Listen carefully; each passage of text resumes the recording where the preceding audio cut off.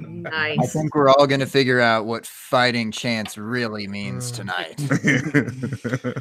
It means Survivor. Come play Fantasy Survivor. They're going to pit us against each other. By the end of the night, we're all going to be fighting each other. Damn it, Jim. Yeah. If we put all four of you in the ring, who's the one that walks out? Fatal four-way right now. Jim just laughs and waves. I got to be honest. I just had 18 years of marriage and 3 kids, and I think it's brittled me to the point that I need to let out some aggression. So I'm not going to say I'm going to win, but I'm going to put up a damn good fight with all this hostility I have inside me. You got to stop napping if you're going to kick somebody's ass. True. You catch me at nap time, and I'm the first one done. Maybe that's your special move, though. You just play possum, you know. Let them beat the shit out of each other and then pop up at the end. Like the end of Saw. That would be you. Oh, yes. What a twist. Yeah. Spoiler alert. No. Here comes Steve with the special siesta. Watch out. Watch out. Siesta Steve. I got a big sombrero. Oh, my God.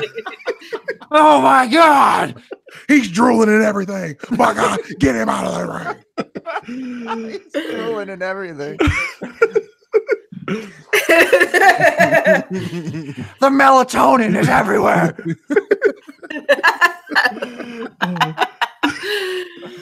Oh, guys, we haven't even really started yet. Calm down. Oh, we started. Oh, I mean, I started like 2 hours ago. I don't know what you're talking about. We good. Great intro. We were live if y'all didn't know that. People watching sure as heck knew. At least I hope they knew. I hope they're joining us already because just about 8 to 23 minutes late-ish, we're live. It's the open bar. It's Tuesday. It's 9:30 Eastern. Man, J Mike. Dude, it's Mardi Gras. It's 2019. Can you believe that? I mean, it's always going to land on a Tuesday, but can you believe that we're that spoiled to have this happen to us once a year? Why don't we do, like, I'm upset a little bit, first of all, that no one's taking this as seriously as me. I wanted to, but I didn't get any beats today. I didn't get to go out and show off. I mean, Exhibit A and Exhibit B. I was going to get toppers for beats, but they all told me no. I mean, truthfully, I went last year, so I'm carrying over. Like, I didn't go out and get this stuff. Like, I'm using my own hand-me-downs. I'm going to New Orleans next year. So, I mean, next month, not next year, guys. Let's next month. How did we already get the name? How did we already get the name for the show after Casey hits us with an Exhibit A and Exhibit B? I can't even. It's Fat Tuesday, as some celebrate. So it's good. I celebrate fat every day. I don't know. That's fair. Equal opportunity fat celebrator. Yeah. I love it. I don't know why we have to celebrate I mean, it's always Fat Tuesday at the open bar. It's always. Always. America. Gotta love America. Fat Thursday, Fat Friday, Fat Saturday, Fat I can't wait till St. Patrick's Day falls. It's a heavy week. I'm a heavy day. Hey. Like J Mike, I'm happy to be here with you. I have to flex real quick since it is the open bar, and I'm so uppity about my cocktails, or at least Jake Anderson FF says so. I'm sporting the Hurricane tonight. I feel like Nollins would really hate on me for this because they do it right, and they probably put it in, something a little more gangster, like a plastic cup. And when you sip it from the bottom, it tastes like gasoline. And then when you sip it even more, it starts tasting like toxic, death of sorts. But I did it right, I think. I was telling y'all off air, I searched all over town for passion fruit juice. That shit is very difficult to find. Even in Austin, Texas. That's a little disappointing. I went searching for passion fruit too, and all I could find was this Jack Daniels. So I guess I'll have to make it work. You just had to settle. You're like, oh, I tried. Give me the supersize it. I thought I was at McDonald's, and I said supersize it, so they gave me the big bottle. Oh, that's not the big bottle. The big bottle is the 1.75 liter. I know. That's all right. We're gonna go till 2 a.m. tonight, one way or another. Oh my God, J-Mike, On are you a ready? Tuesday. Going to 2 a.m. On a with or without you Tuesday. guys. We'll all be off the show, and here'll be Steve just talking into his computers tomorrow, and nobody else will be around. It'll be off there, and Steve will just be talking. Oh no, I'm gonna leave it on for him. We can all just leave, but Steve, you can just keep riding, bro. There we go. We'll pull an all-nighter. All right, J-Mike, how you doing tonight, brother? You know what? I'm pretty fantastic. Excited to be here. The combine just took place. I'm feeling a tad under the weather, but nothing can hold down the excitement that is going to be now the NFL draft right around the corner. Like, we have all of our information basically. We're here, we're ready. We've got to wait another month and a half basically, but I'm so incredibly excited. Free agency is going to be here. This is when things get really exciting here in Dynasty. Like, this is a beautiful time of year. Yeah, we were certainly coasting in February. We were scratching for anything to talk about between the girls' clout cookies and what was our other top 5 list that didn't get as much heat, but certainly Nick was Cage. up there. Ah, yes. Nick Cage. Yeah, we should have gone deeper with that. But I'm sure we can come up with something else along the way. The combine wasn't all that interesting, was it? No. No. I'll tell you Straight though, and to the point. for the first time in a long time, I am looking forward to the first night of the draft, because that one pick is so interesting to me. Because look, they got Rosen. Do they keep Rosen? Do they go for Murray? Do they trade Rosen? As soon as they say they trade Rosen, everybody knows they're going Murray. So they're not going to get anything for Rosen. So it's kind of like they're walking the tightrope here. But if they're really not going to take Murray, man, they could ask anything they want for that pick, because everybody will move up to that spot, and they could really take a landslide in picks from trading that one away if they can. It's going to be really interesting. Those top 10 picks are going to be really interesting. There's going to be a lot of movement there. And welcome to the show, Fantasy Taz. First time open bar goer, first time meeting each other. What's up, dude? How you doing, nice man? take. Thanks. I'm not usually a big draft person, but I'm looking forward to the beginning of this one.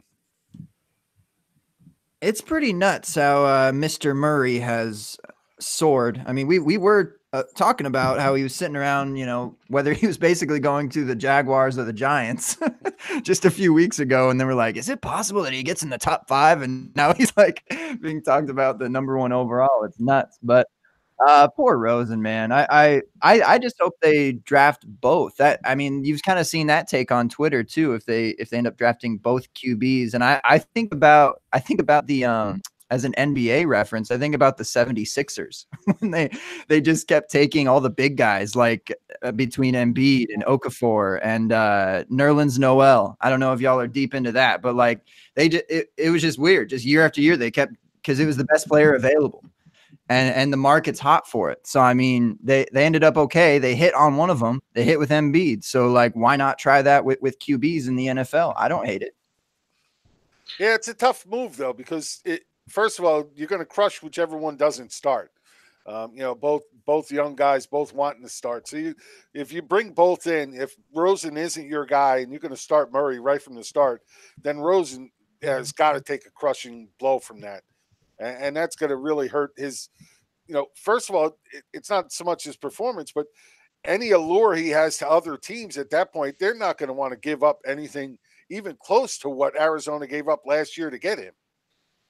Right. They're never going to get the value back that if they got to get him last year. I think it was 3rd round pick. I think they'd be lucky. I'm still a little surprised that they're doing it, but I think it makes sense. If they really like Murray, but they drafted Rosen 10th overall, why continue to go on with this guy that, of course, he didn't look great last year. The whole team looked terrible last year. But if this is a guy who you can, Kyler Murray, that you really think is, the future, I think give him kudos for doing it. It's a ballsy move to just dump a guy you picked 10th overall the year before. But they didn't pick him. That's the But why? And look, the little blue man talks. What's that? the little blue man talks. Yeah. Look at that. Great job introducing our guests, Fantasy Taz. I appreciate that. Ryan Hallam, welcome to the show, my man. Another great take about Josh Rosen and Kyler Murray. I'm sorry for the little blue man. My laptop doesn't have a camera on it, but I thought he was talking about Viagra. Little blue man. I'll guarantee we don't have that issue over here. But he's looking to upgrade from his Commodore 64 soon, though. So the good part is he should have an actual cam soon. Hey, it was just last week that he got an AOL email account. They have an SBC Global email account. Man, I've been hanging on to these Net Zero discs for about 20 years now, so I'm excited to put them to work. I love this. My first real corporate job, my computer had a hard drive that was 40 megabytes strong. 40 megabytes. That was my hard drive size. It started with an M, people, if y'all didn't hear that. I'll never forget that. You know, now it's like you get these little SanDisks that have 40 gigabytes on them. Oh, yeah. Minimum. And that's the smallest you can get them. And I gotta say, as a 49er fan, I am loving this Kyler Murray news because I'll drive to the draft and bring Nick Bosa to the Bay right away. So I love this Rosen news. You know, I don't know. Maybe it's just me. I'm not sure. But man, I don't know if I'd go with Bosa. You know, I like Quinnen Williams. I just think he's going to be so much better. Well, Jim, before we get on the defense, I want to ask you one thing because those out there that don't know, Jim's a Giants fan. And if in case you haven't heard, the Giants kind of need a quarterback. So, Jim, you guys had a chance to trade for Rosen or draft, say, Haskins with the 8th pick. What would you prefer? Because I think you guys are going to address quarterback in this draft somewhere. Would you rather trade a 3rd-round pick for Rosen? Or do you think, like if, say, if Murray falls or Haskins falls to you guys at 6, you'd rather have that? Well, this is how I look at it. If from a pure Giants standpoint, here are the quarterbacks I would like them to have in order. First would be Teddy Bridgewater. I really like Teddy Bridgewater. I wish they would go out and get him and bring him over. I just think he's got so many really good qualities. If he gets another shot, I would love it to be him. If not him, then I'm going to take Rosen. Look, Rosen, most draft guys, and especially guys that I trust that really follow the draft a lot stronger than I do, they feel that Rosen, if he was in this class, would be the top quarterback ahead of Murray. But it's just that Murray's here now, and he's the newest, brightest thing. So heck, if they want to trade us Rosen, I'll take Rosen over them. And then it would be Kyle Murray, and then last it would be Haskins. I'm not a huge fan of Haskins because we had the quarterback that couldn't move around a lot for years. Why bring in another one that does the exact same thing? He's a pocket quarterback that can't move outside that pocket at all. I don't know that you're going to even take a quarterback. Your GM is a hard-headed jackass. I don't know what he's doing over there. They just continue to pay Eli Manning $23 million a year to stand there and look like a fool. And I don't know that he's going to do it this year either. Like, I don't know what Gettleman is doing. They let Landon Collins walk for nothing today when they could have traded him in mid-season last year when they traded a couple other guys. I honestly don't think they're going to take a quarterback in the first round. Maybe they'll take one a little later on. I don't know what he's doing. Hey, I'd prefer them not take the quarterback at pick 6. I'd rather them take an offensive tackle. Let's shore up that offensive line. Everybody can make fun of Eli all they want. As a Giants fan, I've never been a huge Eli Manning fan. Never. One week he looks like the greatest quarterback on earth. The very next week, he can't hit a freaking down and out 5 yards. So he's always been Mr. Inconsistent as far as I'm concerned. But the fact of the matter is that offensive line was terrible last year. And then in the second half of the season, when they finally did start moving him around, getting him out of that pocket, getting him away from that offensive line, he started playing pretty well. Of course, it was at that time that Mr. Odell Beckham decided, oh, I'm hurting. I can't play anymore. I'm going to have to sit on the sideline and watch. Trade his ass, a punk. The passion. Ryan loves Odell. Hopefully he gets traded to the 49ers. Oh God. Yeah, get him out of our division. I'll be all right with that. Well, thank you, Steve, for bringing up the Giants fan rising from the heathens to fire off his angry takes. But Steve, I figure I'll give you a chance to welcome yourself to the show, and we're just getting into the intros here. It's the Fighting Chance, Perfect. Men and women of fantasy football. Steve, how you doing, man? I'm doing great.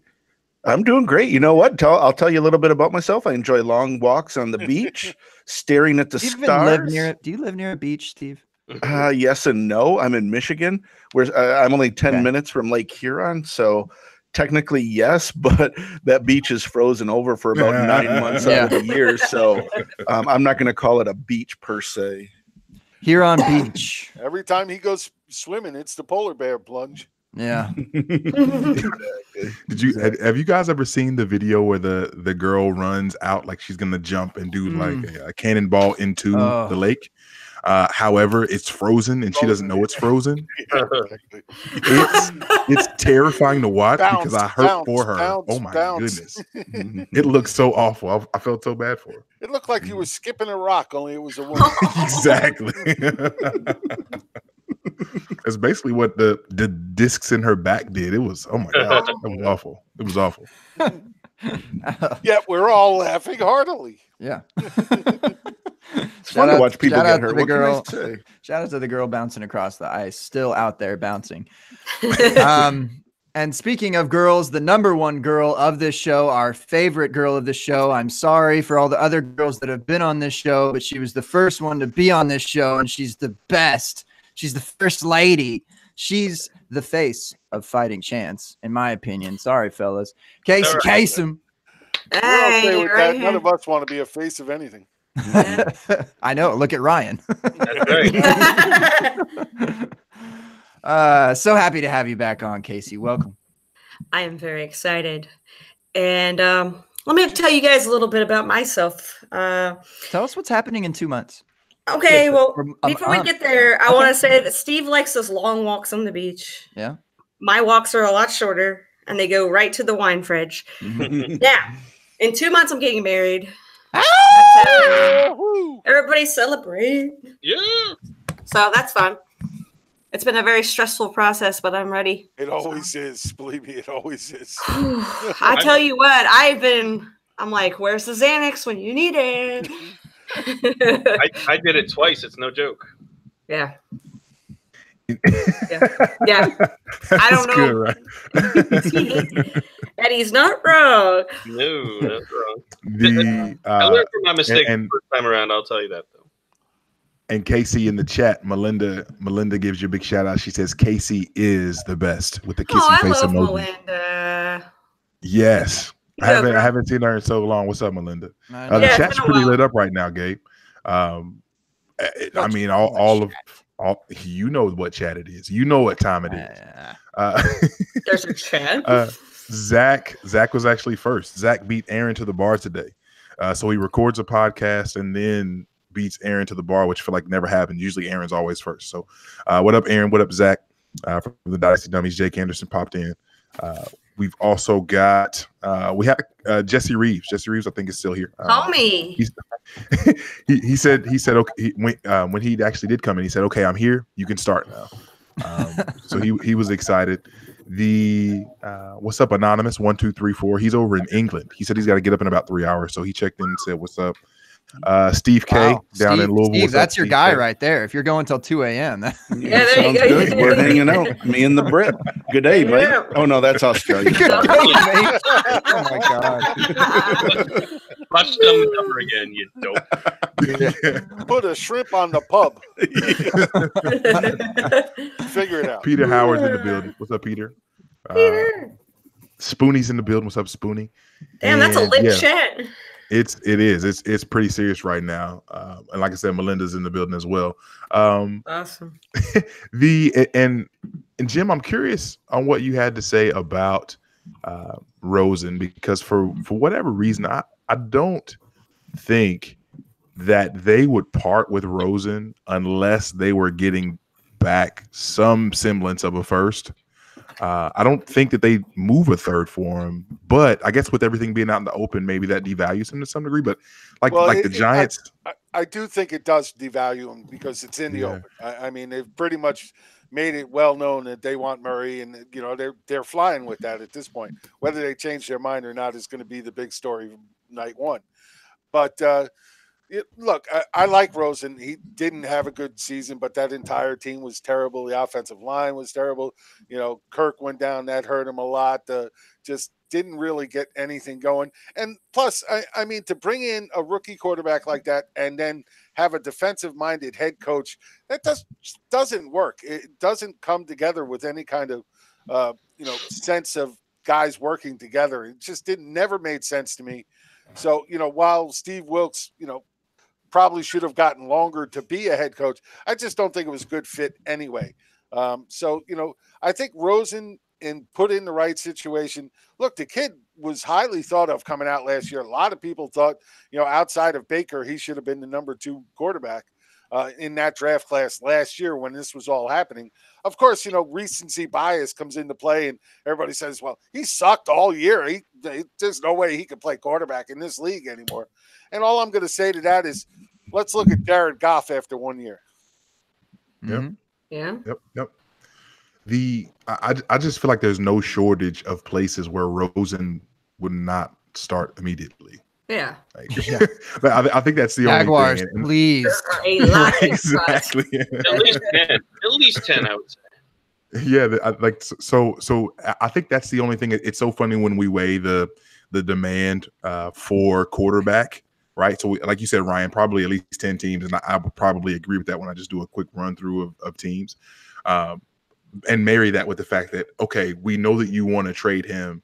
I'm curious how close they actually do it to the draft, because what happens if Kyler gets hurt or something crazy happens and they trade Rosen before the draft, and I feel like that could be really messy. So if they do move Rosen, like, wouldn't it have to be right at the draft to ensure that you're getting what you thought you were getting, or is that crazy to think? No, I think it. Go ahead. Right. I was going to say, I think it's going to happen at the draft if it does happen. Like you mentioned, so many things can happen before the draft.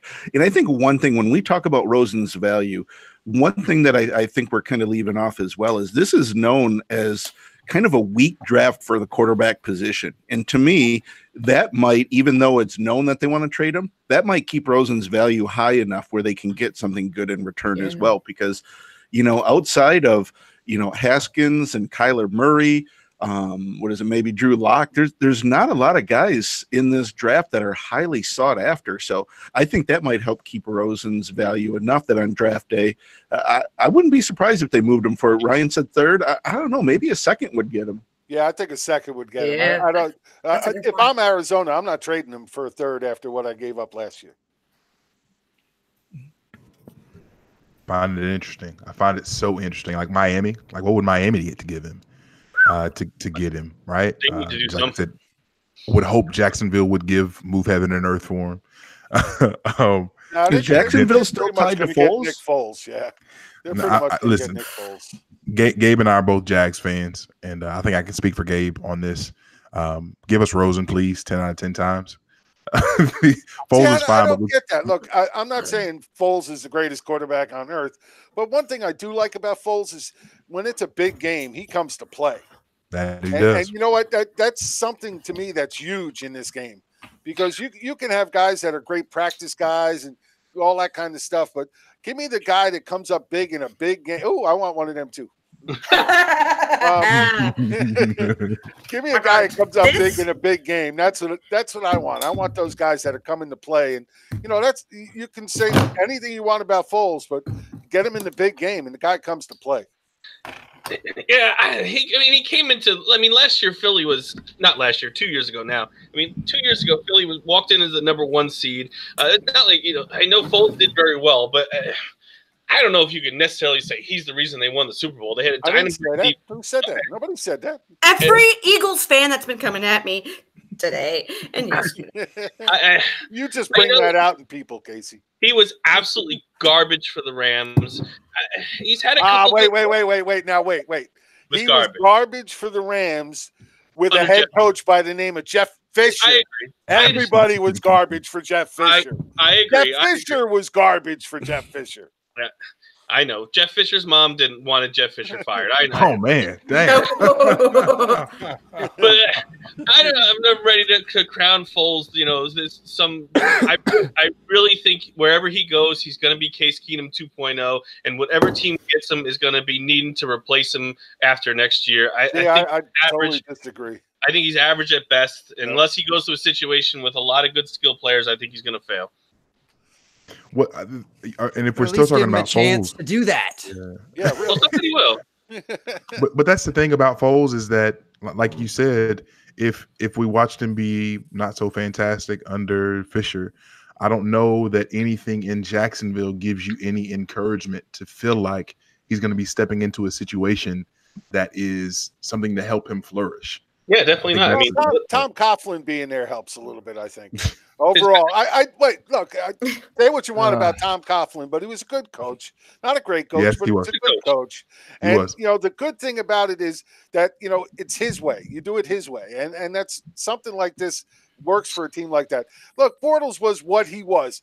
Bortles was great in fantasy for a long time because he was a garbage quarterback. You always could depend on him in the fourth quarter, throwing the ball 1,000,000 times and putting up garbage points, and he was good for fantasy. As far as an NFL quarterback, he was never, not once, a good NFL quarterback at any point in his career. Nick Foles is much better than Bortles, and he'll do a better job. I mean, still need a good number one wide receiver, though.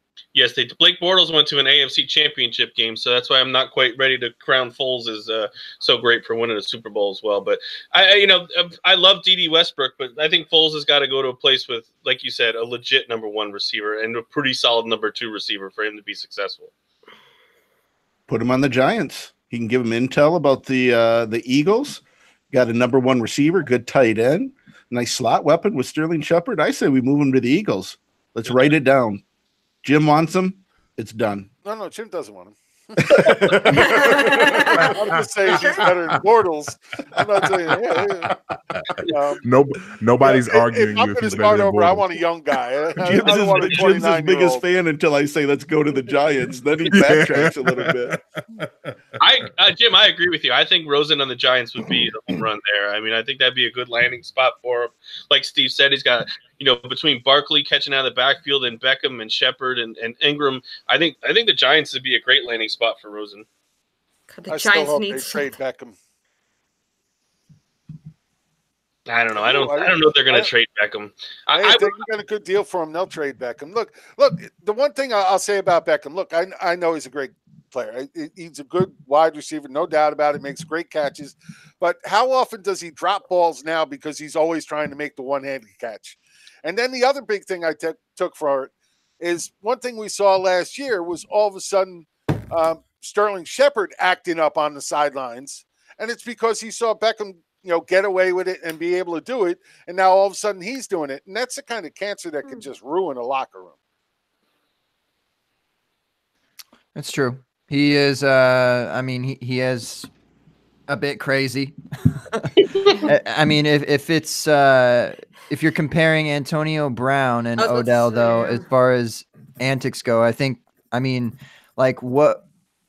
what's the difference there? I mean, they're both a bit crazy, but Antonio Brown talks about dealing with Ben Roethlisberger and how he's kind of playing that owner role almost and ordering those around, and he doesn't seem like a great quarterback to play with. And then or a great guy in general. Yeah.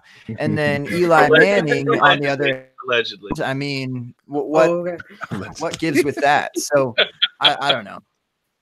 Yeah, I think until recently there was a difference where Beckham it seems like he really lets his emotions get the best of him and affect his performance on the field, where I didn't think that with Brown until kind of the second half of this year. Now he's really kind of going off the rails. Before we started the show we were talking about Kanye West, and he's like having a Kanye West. I saw on Twitter having a Kanye West meltdown. Like, I don't know what Brown is doing anymore. Like, he's not mentally there. Yeah, like I don't know what he's doing, but I don't know where he's going. I saw a lot of rumors of the Raiders today, which would fit perfectly considering the way he's acting.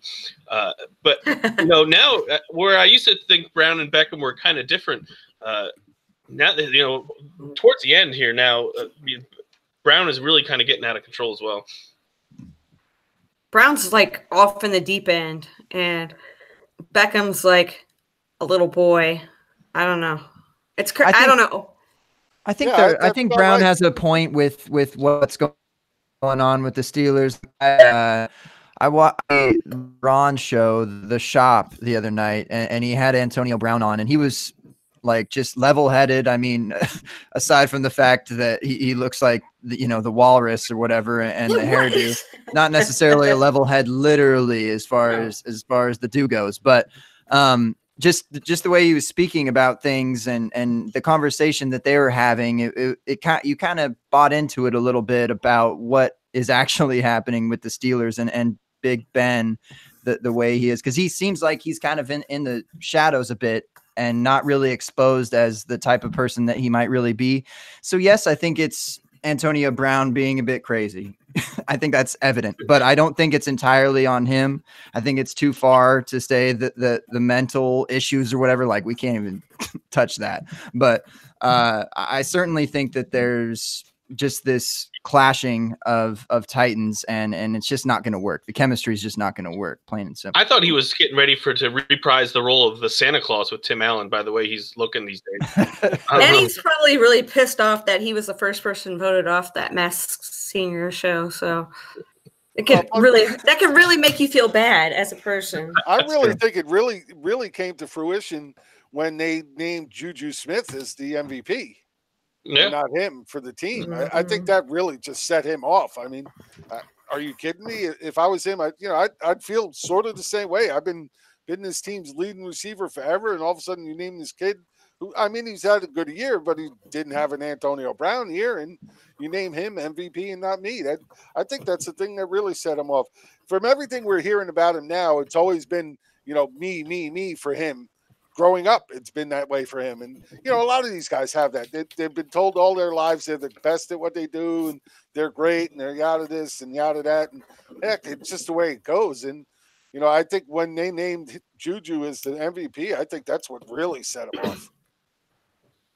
What was that from, Jim? I'm not I guess up on that. Well, when distinction. Pittsburgh at the end of the season named Juju Smith as their MVP for the team for the year. That was the same week that he all of a sudden wasn't showing up to team practices and team meetings and, walked away from the team, basically. All happened at the same exact time.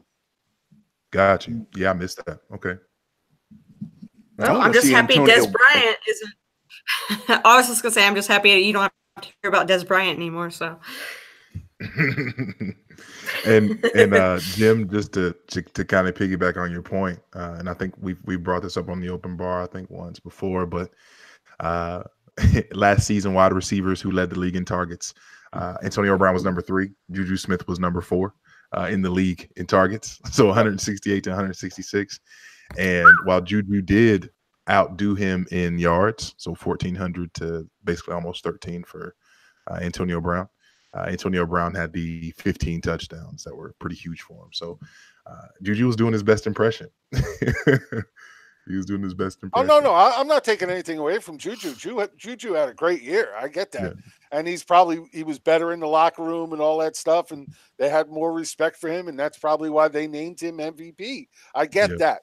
I'm just saying, if you're somebody like Antonio Brown, it's always about me. That's the kind of thing that could set that kind of player off. That's what I'm saying. No doubt. Yep, it makes perfect sense. I want to see Antonio Brown on the Colts. I said it a couple months ago. Won't happen.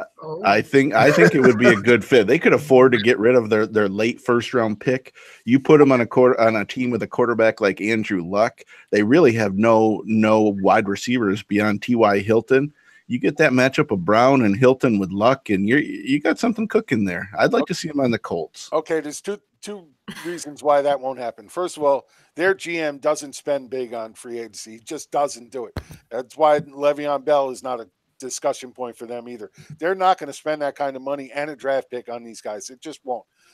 Second of all, no way Pittsburgh trades him to anybody in the AFC that has a chance to beat them in the playoffs. It's just not going to happen. If they're going to trade him, they're going to trade him to the NFC where they don't have to face him until maybe the Super Bowl. They don't want to have to play him and have him come in and burn them. Ryan. Yes. I think I hear your favorite team knocking. It was the big rumor for a while. He was in touch with Jerry Rice. Jerry Rice wanted him. He wants to come here. We definitely could use the number one receiver, but it just seems to have fizzled out. I'd take him. I think, like you said, there's something going on in Pittsburgh for sure. The chemistry or the environment there isn't right for sure. Where Bell sat out the whole year. Ben gets pissed off when they draft a quarterback, despite the fact he's almost 40 years old. And Antonio Brown, acts like a lunatic for half the season. It's not, necessarily. I'm not blaming Bell or Brown. I mean, something's wrong. But I think to get him into a new environment will be a good thing for Brown. So I would absolutely take him. I've been beating the drum for him to San Francisco for months. It just seems like the rumors have fizzled out. Now I'm hearing more of the Raiders and teams like that. We got to ask Ryan about Fuego's take. If you got Antonio Brown, would Jimmy Garoppolo be the quarterback one in fantasy next year? Oh, hell no. Number one overall? Oh, hell no. That was from a previous show. Sorry, that was from a previous show. Don't even start that trash. Jesus Christ. Nick Mullins is going to be the starting quarterback. Garoppolo is going to be the backup. Get out of here. Mullins is the big dick. There's Nick. your Fuego take. That's too hot. Nick Mullins for life. I'm thrilled to have Nick Mullins, but if he's under center, I'm kind of pissed off. I mean, I got a Garoppolo jersey. I don't need to get a Nick Mullins jersey. Sometimes you got to buy multiple jerseys. Things happen. I am a Cowboys fan. Exactly. Shit happens. If you had a camera, you could wear your Niners Lucha Libre mask. I do. You wouldn't be able to see it anyway, so. You really want to see my face, don't you? No. I want to see the Lucha Libre mask. What? If you all keep talking, I'll go down and get it and put a picture on Twitter if you want. Yeah. Okay, be right back. What? How y'all just slide that in and not even think that you can't? The crazier thing is I got it in Mexico. I'll be right back. Perfect, man. Can we move the show to another channel so that he gets lost and we don't have to bring him back on for the rest of the show? I can say that because he's not here. But the one thing I will take about the Antonio Brown thing, and not many people are talking about it, is now all of a sudden Juju becomes the true number one, goes up against the better defensive backs every week. Can he do it? That's the next step that we haven't really seen yet. Can he still stand up as a true number one and not the number two? And that's what's going to be the big take, and whether or not James Washington can actually move back into that number two role. They had a lot of issues with him learning the playbook this year.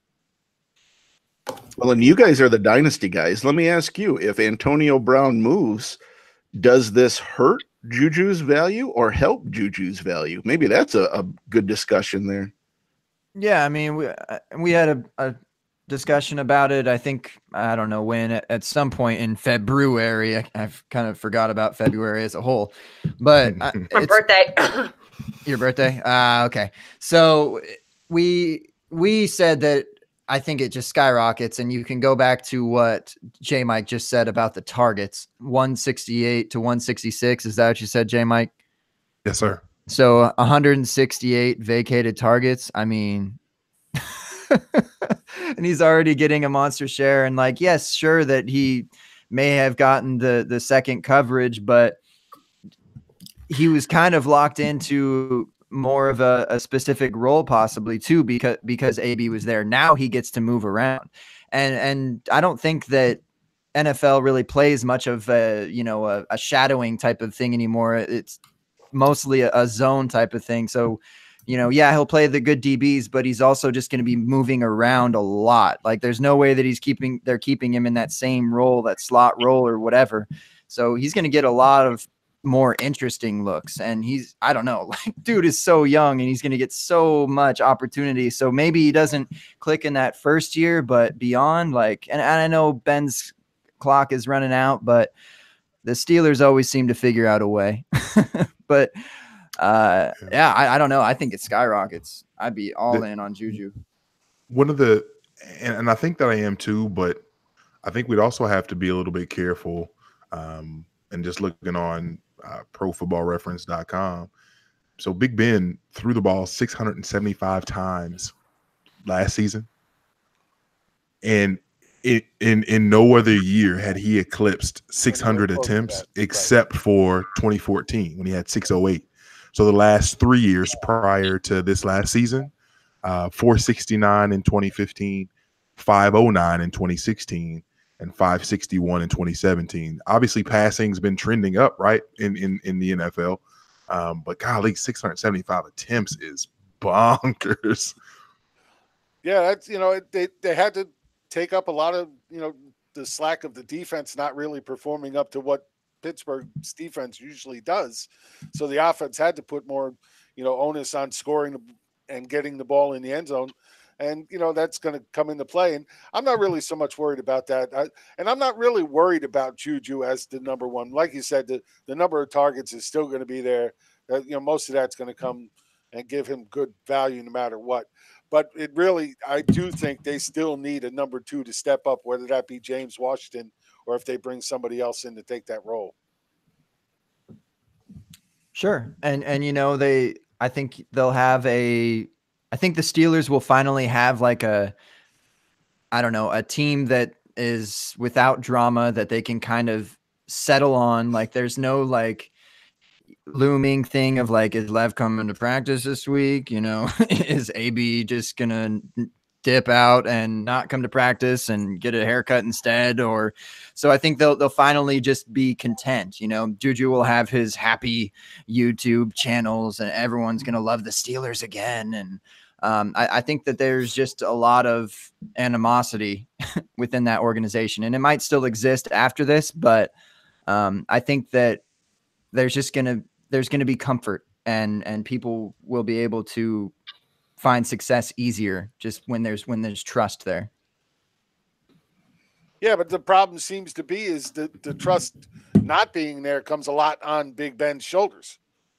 Right, but I mean, it seems as if Antonio Brown is trying to tarnish that before he dips out at the same time. Yeah, I don't know. It's a crazy situation. The thing that really bothers me about the whole situation is that nobody's putting any of this on Mike Tomlin's shoulders. And to me, it's ultimately all on his shoulders that this team is falling apart like this because he doesn't seem to have any control of his locker room. And nobody's putting that there. If it's me, why is that man still a head coach? For that team.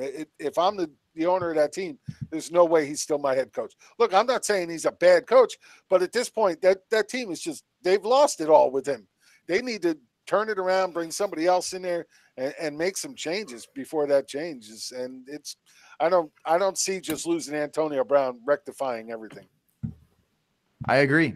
And we've talked about Tomlin before, that he is also an issue and Ben's an issue, but all these things kind of come from other people, and it seems to stem back from Le'Veon Bell or Antonio Brown. So we have to eventually see, is it because of them? And we'll see in the next couple of years. So we just, I guess we don't know. It's all hearsay. But I'm with you. I feel like there's a bad energy, and I don't know where it's from. Well, they'll definitely have a better energy without those two. I'll tell you that much. And one thing you can say about Juju is his personality is the exact opposite of Antonio Brown, man. That kid, you follow him on Twitter or Instagram. Yeah. He is just seems like a blast to be around, brings a lot of energy. So, they didn't name him team MVP for nothing. Right.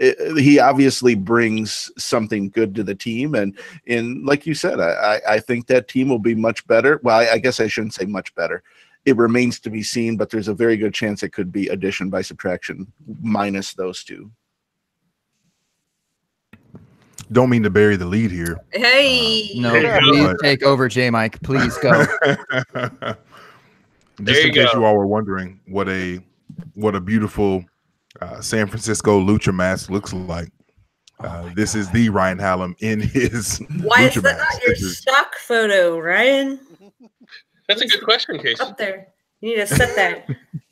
Ryan has a hard time with photos, though. He doesn't know how to upload them correctly. It'll probably be upside down. Look at that if he angle, puts it though. Look at that angle. Yeah, it looks like he's taking a few photos with that lucha mask on. I don't know. His wife probably likes it. Strong and quite strong. It's like WWE meets glamour shots. I like that. Yeah, I like that a lot. Yeah, I was in Mexico, and one of my buddies comes in watching the house. So we have like 42 animals here, and he's a Steelers fan. Whoa, hold up. We cannot blow by the fact that you just said 42 animals. Can we go back to that? It's 4. It was 5. We're down to 2 cats and 2 dogs. But anyway, a lot of enough that we're not just gonna like board them up. Like we have. They're kind of a little bit important. We're not just gonna stick them in a pound. So we actually have a guy who his buddy of mine, his wife doesn't really believe in air conditioning or cable television. So he loves to come to our house for a week because we have all that stuff. So he takes care of our animals, and he's a huge Steelers fan. So I'm walking the streets of Mexico, and there's I can't remember where we were, but it's like this big shopping area, and it's basically vendors on either side of the street screaming at you to come buy their stuff. So I saw the Steelers mask there, and I'm like, I gotta get this for Ron. I gotta. And then I got it for him. I walked away, and I'm like, I'm never gonna see anything like this again, ever. Like I have to get I have to get one of my own. So that's where that came from. Ryan has never heard of Amazon because Ryan, you can find anything on Amazon. I don't know if they sell luchador NFL luchador masks. Like I'm pretty sure they didn't have the licensing agreement in the streets of Mexico where I bought this. I bought it for $20. I'm pretty sure they didn't go through NFL.com for this. I'm looking at Jaguars luchador masks right now. It's pretty official. This is pretty official. It's pretty cool, right? I think they're on every corner when you're walking down streets in Mexico. All kinds of NFL shit. What in the world? Damn, Casey. Luchador. Wow. Just saying. Strong. We should all get some luchador masks. Everybody in the Fighting Chance family. I agree. Where's the Fighting Chance lucha masks? I can't hide this pretty face. When I see Ryan at the Kings Classic draft this summer, I'll give him the 619, the Rey Mysterio 619. Yes. Who's that jumping out the sky? Take me back. Oh, it's so good. Jim, that went right over your head. I'm sorry. Yeah, Jim has no idea what I'm talking about. It's like 619. Nobody said anything about California. I loved that intro so much. And then he went to the booyaka. 619. Hey, booyaka. It's like, man. Take me back. So real quick, let me ask you guys in fantasy, even for next year and beyond, so dynasty and even for next year, would you guys rather have Juju or OBJ? I'll go first. I'll say, here's what I'll say. I'm a little concerned, and I know we talked about targets a little while ago, J. Mike. I'm a little worried, concerned about just crowning Juju Antonio Brown next year. Like I feel like he did very well because he was the second fiddle in a highly passing offense. I'll be interested to see, and I think he's an awesome receiver. I think he's going to be great. I just don't know. Like I've seen him pretty high in some like early season rankings, and I'm a little concerned with him being the man as opposed to kind of the 1A. I don't even want to call him 1 and 2. I still think as much as I dislike him, I would still go with Beckham. See, I'll throw a different slant on this. And it's not just because I hate Beckham, because I do. But he's a good football player, but I hate him.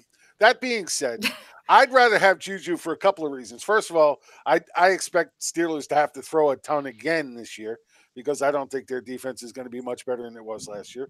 So I expect them to continue to throw a ton. When you add in the fact that the Giants with Eli now and whoever they bring in, what they do then with Eli now, they pretty much transitioned to a shorter passing game, which really doesn't fit into what OBJ can do. Going stretching the field like, when Eli used to be able to throw down the field, then it would have worked. But the fact of the matter is, OBJ has missed 16 of his last 32 games. All those things combined, I'm taking Juju over OBJ. If I have to make that choice, just because I think Juju will be there standing for 16 games. I'm not sure we can say that about OBJ. And as much as I hate to say it, I agree with Jim on Juju over Odell Beckham. And I think my main reason, one, I think Jim brings up a good point with the games missed, but two, we still don't know their quarterback situation. Will it be Eli? Will it be a rookie? Will it be a free agent that they bring in? There's just so much uncertainty right now. And even though Ben might not be the nicest guy in the world, he's proven he can run that offense and run it well. So even though it's very close to me, I think I'm leaning Juju. I think Ben's a really nice guy as long as you're not a female. Yeah. Eli is due a roster bonus, I believe, next week, by the end of next week or sometime in the next 10 days. So you'll know in the next 10 days or so if he's going to be their quarterback, and I think he's going to. He's going to start the year as their quarterback. I'm telling you that right now. He's going to start the year as their quarterback, whether he finishes it or not. I can't tell you that. Depends on who else they get, but he will start the year as their starter. And I'd rather have Odell Beckham Jr., even though it's Odell Beckham Jr. When that quarterback situation gets to where it needs to be and it's not Eli Manning, if I'm in Dynasty, I want Odell Beckham Jr. Sorry, guys. That's all. Yeah, I mean, that's started like going somewhere it's a really wrap. good, and then she just cut herself off. It's a wrap. I mean, I can rap about OBJ if you want me to. Bars. Bars on the open bar. Flow. The chat was overwhelmingly in favor of OBJ, so much so that Peter Howard scoffed at my question. So I'll stop with questions now. Is this Casey Supernova time? Are we to Casey Supernova time? Look, not for nothing. I've done approximately 12 drafts already for this year. Jesus Christ! In about 9 of them. In about 9 of them, Juju has gone before OBJ. Just saying. Wow. Really? Wow. I said he was going to bust. I said it when John Bosch asked who's going to be the biggest bust next year. I said OBJ, but it was because of an injury concern, not because of. Well, and that's got to be a concern. 16 games missed out of 32. Yeah. That's a big chunk. I mean, that was the same thing with when because I'm a Cowboys fan. When we had Dez, that was a big concern. Yeah. I wouldn't be. We're in better shape than you are. Oh yeah, your first round playoff losses always rack up the big numbers. Jason Witten's coming back. Next step. You know why Jason Witten's coming back? The final straw was when his kids started tweeting out how bad he was in the booth. Oh man. Let him come back and teach the 27 tight ends that the Cowboys are going to have on the roster. They're going to be the new Baltimore Ravens, 19 tight ends. Exactly what I said earlier to somebody. I'm still waiting for Rico Gavin's breakout. Not going to happen. Hey, wait till they bring back Gavin Escobar. Hasn't he been looking pretty? Give me that Jeff Swaim. I had Escobar on my dynasty on one of my dynasty rosters. Hey, it'd be great to have Darren Schultz as long as he plays the Giants every week. Go ahead, Gabe. I just wanted to make sure that we are taking OBJ over Juju in Dynasty, and then you can go on to the next thing, J. Mike. Jim took Juju. I know. I took Juju too. Yeah, you guys are tiebreakers. That's real cute, guys. But J. Mike, keep going. Gabe's team OBJ all the way. And I guess we can stick with this whole injury theme here. Obviously, the whole talk of the town of the Twitterverse has been this whole Todd Gurley thing, talking through stem cells and all sorts of craziness, right? So we had a really interesting chat going on Twitter DMs. It's a rather large fantasy football chat, and lots of folks were talking about different trades that were taking place for Gurley.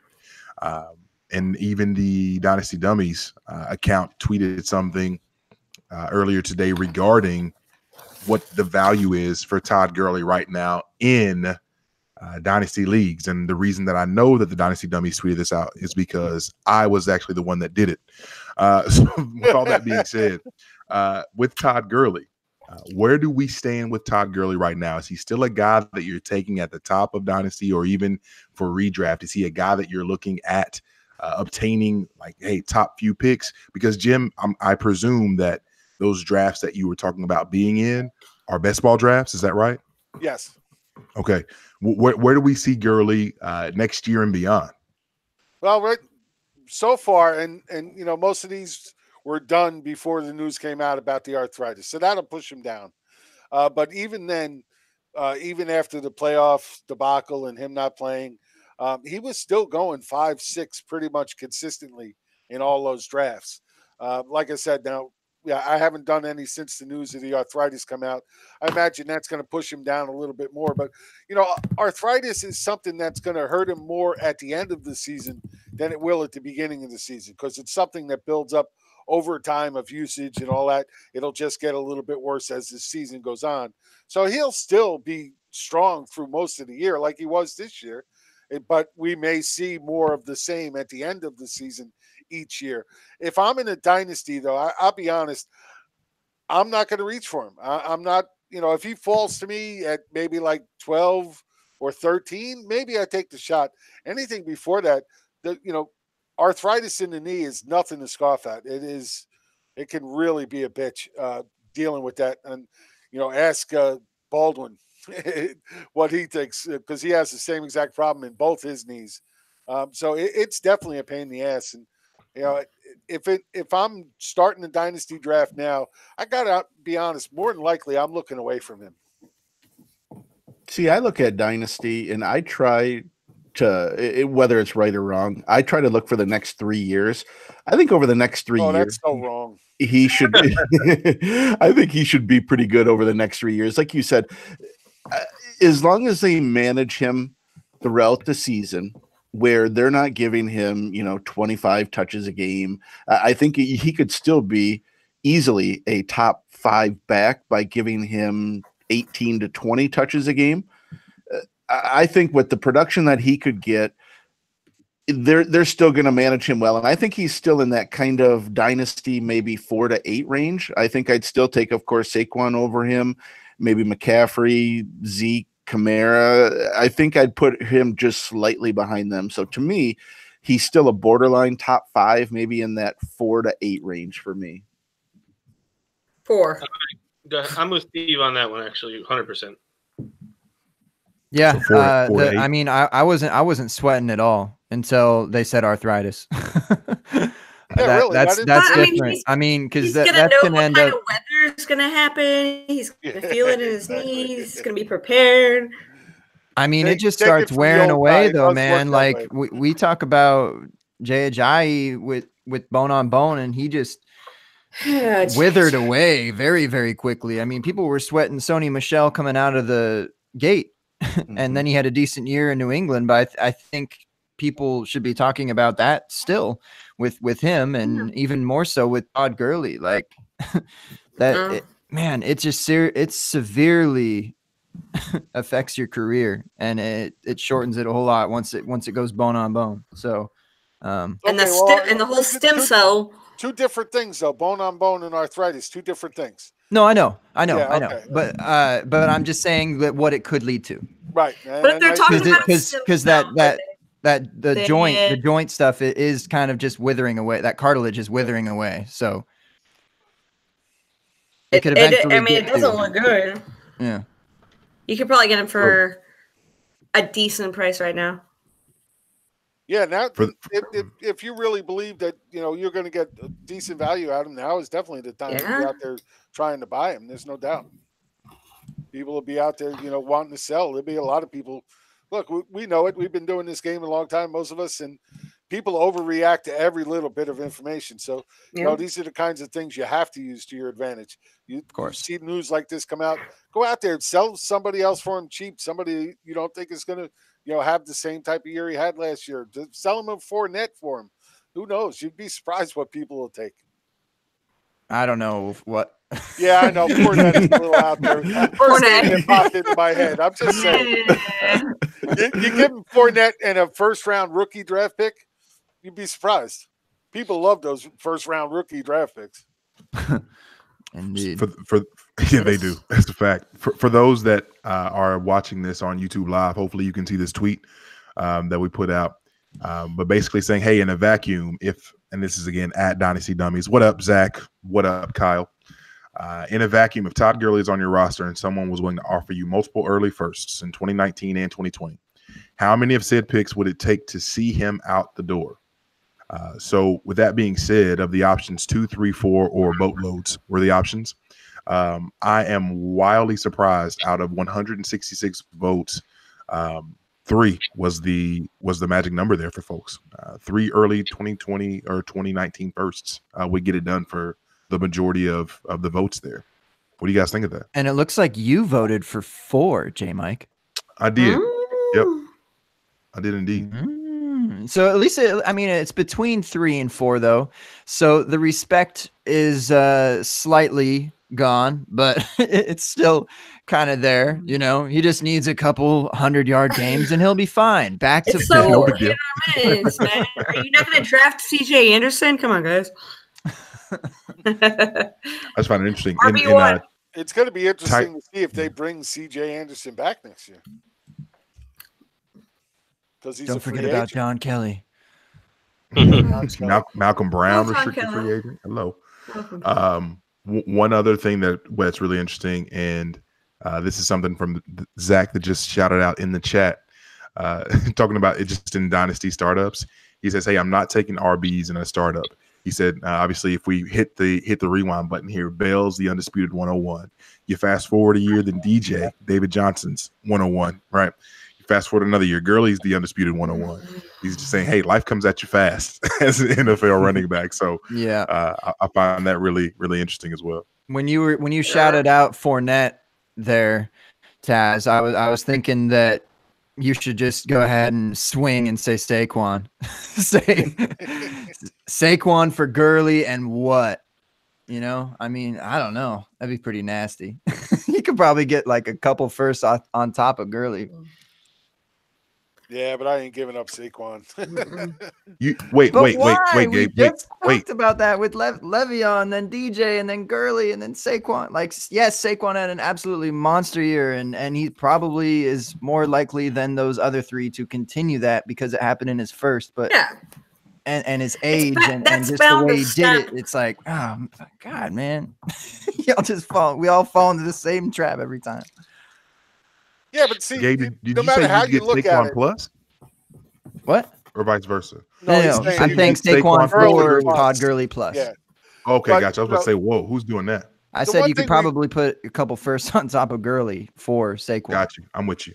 Yeah. The one thing we do know is that in every year, the first 12 ADP, at least 5 of them definitely don't produce anywhere near close to value for those draft picks. We know that every year it's going to happen. It's always the same, whether it be running backs or wide receivers. The numbers have actually been pretty even for both running backs and wide receivers to not meet those values of being a first-round draft pick. So it doesn't matter if you look at just RBs, because there's been plenty of wide receivers that were drafted in the first round that didn't come anywhere near close to that kind of value by year end. Oh, boy.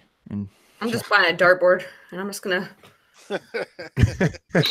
close my eyes and hope for the best.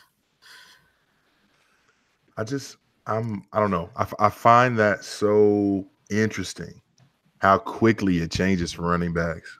My goodness. It does, but at the same time, I don't think we're going to see Saquon go from the season he had to garbage. Even if he's a little off of where he was last year, if he's the 5th, 6th, or even 7th running back overall in fantasy points next year, doesn't mean he's just going to completely fall off the map. And at his age in dynasty, you should get 10 good years at him. So just because these guys don't necessarily repeat as the RB1 overall doesn't mean that they're trash. I know David Johnston was a little off last year, but again, as we've talked about Kamara, everybody was talking shit about Kamara. I love this. Everybody gets all over Johnson for not having that great season. He was still a top 10 fantasy football. Yeah, that's what I'm saying. And I still traded his ass. I don't. And I'm not saying that Saquon won't repeat. I'm just saying that the landscape, it just changes so much. People react like outrageously. So look, barring all of that, things. who would you take as your true number 1 pick in 2019? In what kind of format are we talking about? Because I know y'all were like, all I play is PPR. That's the only thing I play is PPR leagues. Standard format, 12-team league. Like redraft. I meant redraft. Yeah, redraft. In redraft. Now I gotta Since change I know my y'all brain. are kind of on I'm the such redraft dynasty landscape. brain. Yeah, it's probably Saquon. I mean, it's probably Saquon. I'm in a dynasty league with this guy right here. Facts. All right. Yeah, of course. I mean, of course, it's Saquon. But yes, yeah. Saquon. Yep. It's Saquon. But if see, it's not a 2 QB, as far as I'm concerned, you can make a case for Elliott. Look how much how better his numbers were that they finally started throwing him the ball. It only took him 3 years to figure out they could throw him the freaking ball. And he had 86 receptions on a little more than half the season. But Duke Johnson's coming there, right? Duke Johnson. Hey, I think I love Duke Johnson. Anyway. I do too. I wanted them to draft Duke Johnson prior to the whole drafting Zeke thing, but you have a history. And I'm okay with Saquon going first overall because I don't want to draft Saquon first overall. I don't want to be 101. I've never wanted to be 101 in a redraft league, and I don't think I ever will want to be. I prefer either that somewhere between like 3 and 5 or so, depending on the landscape a bit, or towards the end of the draft. I just don't really see the benefit of having that 101 pick. I mean, how many times, like if you draft Lev Bell 101 this year, if you drafted David Johnson 101 this year, I mean, you really have like a 101 this year, he killed you in the playoffs. Yeah. Right. Even that. I mean, you really had to draft Saquon first overall or Kamara, I guess, to hit on your 101 or McCaffrey, like from 8 or McCaffrey. Yeah, McCaffrey. He was going second rounder though. He wasn't in talks for the 101. I would love to go back and see who I ended up with in my one redraft. When we look at this running back landscape, and just real quick, I want to go over in 2018 PPR. The top 6 guys in points per game for running backs. This is again according to fantasydata.com.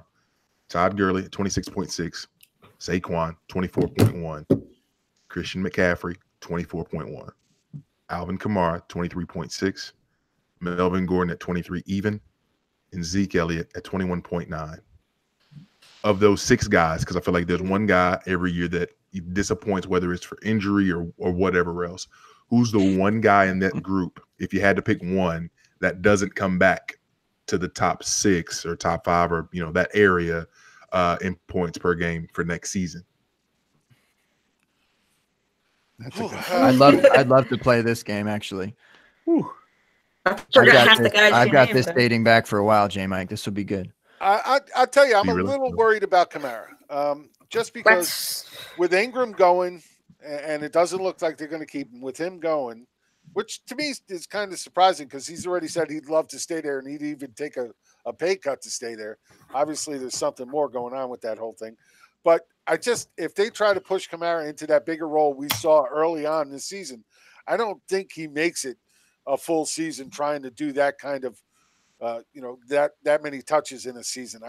He's just not built that way. I love the guy as a player. I mean, we saw in playoffs what he could do. He's just amazing ball player. But with the way that offense is turning around, how they're, working the offense, they're not putting up as many points. They're going back to letting the defense try to control games. If I had to pick one to worry about, I think it would be Kamara. See, I think mine's going to be Gurley. Just wondering if they're going to, limit his touches out of those 6. I mean, they're all solid, but if I'm looking at a combination of touches, the other ones, they all catch the ball so much. If they pull that CJ Anderson business, regardless whether it's, Brown or Kelly or they bring in another free agent or re-sign CJ Anderson, I think out of those 6, the one most likely not to repeat would be Gurley. He's my pick. Yeah, it was too easy though. It was too easy. It probably was, but I didn't want to say Zeke and get Casey mad at me. It wouldn't be Zeke anyways. It wouldn't be him anyways. Zeke's gonna be solid. Yeah, I'm not worried about Zeke. I'm not worried about Zeke either, and I'm also never discrediting Kamara again. And I don't think anyone. I don't know. I might. I don't know. It depends on if they get another guy there. Well, hey, that's the fun of this time of year. We can argue all these points left and right, and Casey can be happy because she thinks her team has a chance to get to the Super Bowl. I don't think my team has a chance to get to the Super Bowl. We already know I'm not a Dak Prescott fan. Let's do this. You wrote an article calling him a QB1 a few weeks ago. In fantasy football. Hey, you know who used to be like really Bortles. Good? Yeah, I was just going to say Bortles. Okay, He's you cannot no. Bortles is a category on its own. Yes, okay. Dak is better than that. Dak is better than that. I had a dream last night that Teddy Bridgewater was the quarterback for the Dallas Cowboys, and I didn't hate it when I woke up. I like. I didn't hate it. Dak is fine. Dak is fine. Dak is fine. Dak has his moments, but he makes a lot of bum-headed moves at times too. But now he's got Kellen Moore in his ear. The quarterback whisperer, and things are gonna happen. But yeah, who'd have thought that? Hey, I thought the quarterback whisperer was in New York now with the Jets. Adam Gase, the quarterback whisperer. Oh yeah, you guys suck. That's what he whispers in their ears. You suck. Tannehill, you suck. Cutler, you suck. He was a quarterback whisperer. Just to put a bow on this before we pivot to something else here shortly. The last three seasons, 2016, 2017, and 2018, the only three running backs that I'm showing here that show up in the top 6 in points per game from 2016, 2017, and 2018. Zeke Elliott, Melvin Gordon. Yep. Yeah. Mel God. And people were down on Gordon. Well, I mean, to be fair, it was Saquon's first year in 2018. Yards. McCaffrey's second year. Kamara's second year. McCaffrey is I'm just saying, so your left Bell's out. Yeah. DJ's out. DJ was out. Yeah. Shady McCoy. Yeah. No. Devonta Freeman, all these guys that we like a lot. Sure. Or even in 2017. Who was here in 2017? I'd hate to Kareem Hunt. Oh gosh. I'd hate to speak bad on Calf, but they've at least talked about maybe taking down his workload a bit too, and that they kind of said that last year too. So it's kind of just they didn't. Last year he said, "I'm going to give him a ton of work." It was back and forth, but eventually they kind of said, "I'm going to give him over 300 touches," and that's exactly what he did. This year he's coming out and saying, "Well, we're going to lessen that workload so we can keep him around a little bit longer." So there's a little concern there, but he could still be quite efficient in that offense if they keep throwing him the ball as much as they do. I think the one thing that could limit his touches is, and I don't want to say significantly, but we really saw Curtis Samuel take a step forward this year, and he runs the slot. I mean, he's run out of the backfield in college. He's one of those guys you can put all over the place, and maybe that could help limit at least McCaffrey's use in the passing game with DJ Moore if he can take another step forward this year. They do have some weapons on that team, and in that role that Curtis Samuel in particular plays could kind of take from the role of McCaffrey a little bit if he continues to take another step forward. And you get rid of the Dick Jonathan Stewart last year. J Mike, to take your thing a bit further, I have some stuff that I've just kind of collected for fun over the past few years about running backs, RB1, RB2, and so on. Just how they follow up the year from their previous. So, we have our top 12 of Saquon, Calf, Gurley, Kamara, Elliott, Connor, James White, Melvin Gordon, David Johnson, Joe Mixon, Tariq Cohen, Kareem Hunt. There's your top 12, and that's not points per game. That's just overall points. So I don't know the points per game thing, J Mike. I'm sorry that I'm not playing that game with you. But typically it's somewhere between 4 to 6, and if you want to do the average at 5 that follow up to be running back ones the next year, become a top 12 running back. So I'd be interested to go through that list with y'all to see who's out essentially, or even just who's in, so Saquon, everyone in on that, I'm sure. Absolutely. Yeah. Oh, yeah. Obviously. Yeah. Calf, Yeah. Yep. Gurley, I am. Yeah. Yes. Kamara, Yep. Yeah. Elliott, Yep. Yes. Yes. Connor. Yeah. Mm. Borderline. Yes. Yeah. See, I now, think yes. this is what's crazy. I mean, until he got injured, he was outperforming every season of Le'Veon Bell's career. Mm-hmm. His numbers were better across the board. Yeah. In every facet of the game, his numbers were better He than could. Le'Veon's. Okay, how about James White? I No. think we He can won't kind be of there. He won't be he'll probably be one that can be an easy one to leave out. Okay, Melvin Gordon, Should be. No, I think he'll be Yeah. there. Yep. He'll be Still there. in. David Johnson. He'll be there. Mm. I like him. Yeah, I like I think Kingsbury. David Johnson is going to be so much better this year than last year. And look, he is so competitive. He was so pissed that he finished where he did this year and how this team played. And What's he spreading? is so damn competitive. And then I wouldn't be surprised at all if he ends up a top 5 running back again.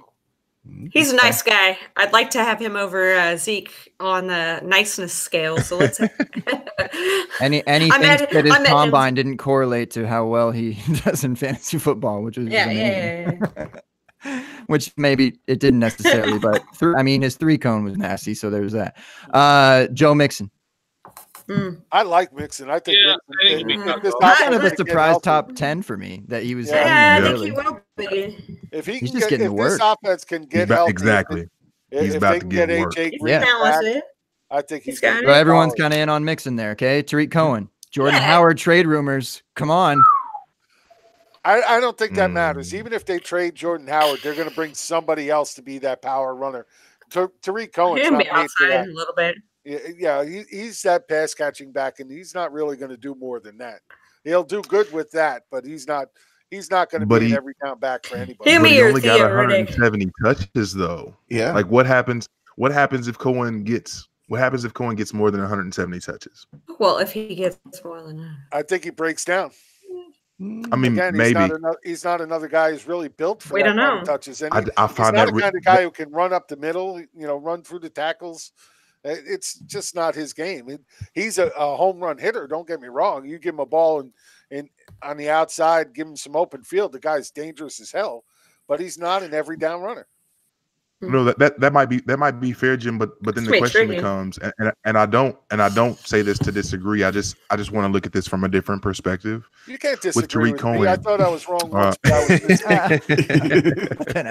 I've only been wrong twice. Excuse me, sir. May I please step to the throne? So Tariq Cohen, he had 99 rushes last year, 71 catches. What happens? And I'm just throwing this out there. What happens if they turn around and he fools around and gets 100 and some odd targets and catches 80 some odd balls, 90 balls? What happens if he gets over 99 carries in the season? Like, I'm just saying, as much as I like Tariq Cohen, the player, just in general, because I think that he's electric, he doesn't have to run up the middle or between the tackles to be incredibly fantasy relevant, specifically with Nagy calling plays in Chicago. Like, he was able to make him viable all season long after they decided, okay, we're going to stop beating our head against the wall with Jordan Howard. I find Cohen really intriguing. I find him incredibly intriguing. I don't know what it means, but it's intriguing. It's like, I mean, you're not paying a top 10 running back price, whether redraft definitely or not. dynasty. I mean, and I don't you're think you paying a have top to. I don't think you have 25, to. 30 guys. So we're talking top 10 running backs for 2019, right? I'm going to throw one in the mix that we haven't even discussed yet. Okay. Damian Williams. He's going to be a top 10 running back. I guarantee you he's going to be a top 10 Let's finish up where we're at. Hold on. Let's finish up where we're at. Last guy, Kareem Hunt. Well, no, return as a running back. He's going to get at least a 6-game suspension, if not more. So. Yeah. Okay.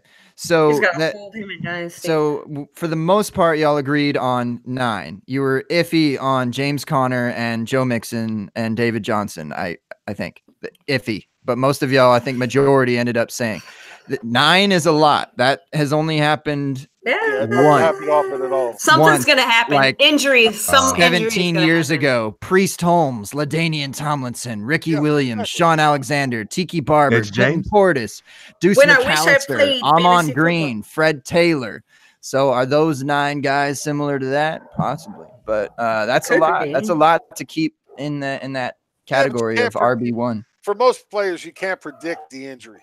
So it's hard to say you can't. Yeah, I mean, in that year, Marshall Faulk was there, and he just got injured. So. More than likely, if any of these guys fail, they're going to fail because they get injured. They miss injured. Time. It's not because they play 16 games and just. David Johnson was supposed to be. I mean, and then. Yes and no. Yeah. I don't know. I feel like injury is the biggest freaking deterrent on all this stuff, and you can't predict it. You just got to cross your fingers and hope that whoever you're drafting is going to stay healthy for all the games. There's certainly something to that, but I mean, Jordan Howard a couple years ago was a running back one. He wasn't really injured. He was still involved. Tariq Cohen showed up, sure, but did he lose work? Not so much. He just became less efficient. So maybe he just wasn't as great as people kind of thought. I mean, that Jay Ajayi is another guy. But that's the thing too. Duke Johnson. You can throw people into those situations. Injuries, you can throw these running backs into these. Yeah, you can throw guys into situations and they end up being running back ones, and it's more so the situation that they're put in, not like their talent, like that they're getting more work because they need a body in there. I think that could be the Damian Williams argument, right? Yeah, exactly. That's exactly situation after an injury. Oh my God. And so, Gabe, this is good. This is good. Let's do this, and this will be our draft this week, Gabe. I'm bringing it back, all right, and it won't be. We'll stay on topic, Jim. I'm going to come to you here in a minute. You can give your case for Damian Williams. Everyone, and I'm going to do it based off of how we're lined up on the YouTube video feed. So, Steve, you've got the 101. Ryan, you got the 102. Casey, 103. I've got the 104. Jim's got the 105. Gabe, you've got the 106. Here's our draft this week. Because you can't have the same pick as someone else did or as someone else does. Who's the one guy, and I'm flipping your question on its head, Gabe. Who's the one guy that did not finish in the top 12 last year, who you think, like you put the house on it, that does finish in the top 12 this year? I like it. All right, so I got the Steve, 1-1. Is that right? First dibs. Yes, sir. I'm just licking my chops. I got 2 guys here. Don't take the one out. But it's one. You have the 101. You don't have the 102. I'm not going to say the other one. But all I'm going to say is, who's this guy, J-Mike? Who invited him? Bye, Mike McCarthy. Hello, Matt LaFleur. I'm picking Aaron Jones. I thought you were going Jamal Williams. I was going to boo you off the stage. That was just 102, J-Mike. Rick Aaron Jones. I like that. Next up, who'd I say? Ryan, it's on you. Lucha Ryan. I am going to go with I'm going to go with Nick Chubb. Nick Chubb 102. Wubba, Lubba, Chubb. Facts. Preach. He's a favorite of the show. I thought that's who Steve was going to go with for sure. I was really happy that you didn't pick him. I even though to me, bringing in Kareem Hunt, he's suspended. I think Kareem Hunt will play a role once he comes back. If he comes back, I guess I should say so. That does worry me a little bit. Very good. Case 103. Yo. So flip switch. Okay, what are we doing? Like a light. Supernova. So what are we doing? Okay. Who's somebody that did not finish as an RB1 last year? Who you think will finish as an RB1 this year? Oh shit! I don't know who didn't finish. Okay, who didn't finish this one? You guys don't. We believe in you, Casey. Do you believe in me? I'm trying to think. I'm trying to think now. Who didn't? His name rhymes with Ralvin Book. No, I don't think Dalvin Cook. No, not Dalvin Cook. Ralph. Oh, wow. Fine. Dalvin Cook. I'm not gonna go with Dalvin Who Cook. said that? I'm off the screen. Who said that? Who said Ralph in the book? That would be the Blue Man. I don't even know who was. I don't even know right now, guys. I've been drinking. I don't even know who right now was in the top 12. Leonard. Who was RB13? We just went through. Do you think I was drawing hearts on a piece of paper while you guys were talking? Drawing hearts. Sending out wedding invites. I was trying to update my registry. That nutty professor moment. Nutty professor. You think I'll be listening to you? Yeah. I'll be listening to you. I'm gonna go. Yeah. You want me to skip you and come back, There you Casey? go. I'll That skip you. Okay, wonderful. Auto draft. Amir Abdullah. Auto draft. Alphabetical order, right? That's funny. That's good. I like that. Why? People are gonna stop following me because they're gonna be like, "This bitch doesn't know anything."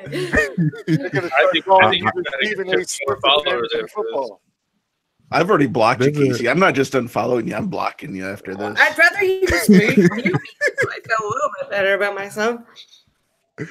There's a man, and I really liked the Ralvin Rook. The Ralvin Rook. Ralvin Rook? Yeah, but I don't trust his health. Ralvin Book. My bad, Ralvin Hook. Excuse me. Malvin Mook. But I'm going to lean on. I'm actually going to go to Detroit. I really like Carry On this season. That was another good choice. Shit. That's a good one. That's who I meant to pick. You're like the Vikings in the NFL draft. We just jumped you. Just keep it moving. Just keep it moving. Joe Mixon. He was top 12. He was top 12. I know. I'm just naming guys now that you guys have already talked about. Just say Rod Smith, and we'll keep going. Rod Smith. There you go. Rod Smith. LaShawn McCoy. There's still two really good ones out there that haven't been picked. There's so many good ones. Really good ones. I think there's several Royce really Freeman. good ones. Yeah. Jim, you're up. Royce Freeman. I gave mine away already. I'm going to go with Damian Williams. I think this kid finally got a chance to show what he can do, and it was everything Kansas City needs. He can run inside, he can run outside, he can catch the ball all over the field. They lined him up in the slot. They even lined him up outside a couple of times. He does everything they need him to do. He's great at picking up the blitz, everything. GM's already come out and said, look, it's his job to lose. He's not going to lose it. He's going to have a great season, and he's going to be a top 10 running back this year. Yeah, bringing up the rear. Is Le'Veon Bell cheating? No, not at all. I mean, why? Like, that seems so obvious, but I don't know. I'll pick someone else. I'm the last pick. You are the last pick. All right. Well, that makes it. So prior to you, Steve, you can gift Le'Veon to Casey. Yeah, I'll give you. I drafted them in our. I'll say. I want to say Jerick McKinnon so badly. Hey, look, if you just could stay hang on healthy to the in brand. offense. With the brand. I'll go. I'll take a swing on. I mean, it seems I think reasonable even with everyone is Darius Geis.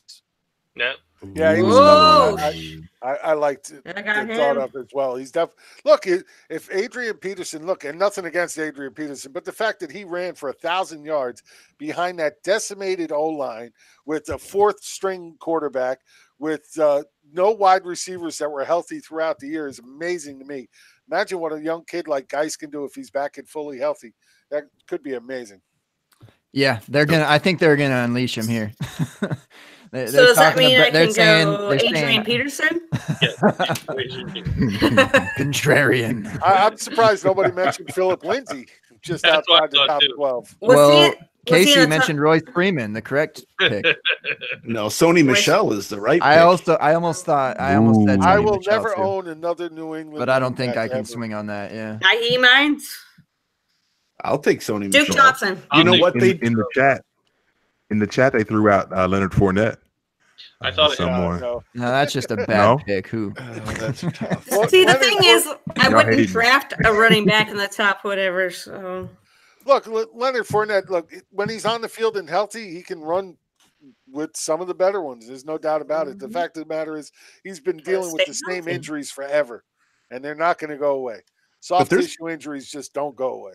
But there's been rumors about his work ethic there too. There's been I've heard a lot of grumbles about how he's not necessarily putting in the work that needs to be done for an NFL running back. So that you get the injury history, you get the motivation worries. There's just too many questions. And I remember I was so pissed. I was so pissed this year when I was drafting. I had like the 8th or 9th pick, and I was all set to take Leonard Fournette, and he went the pick before me.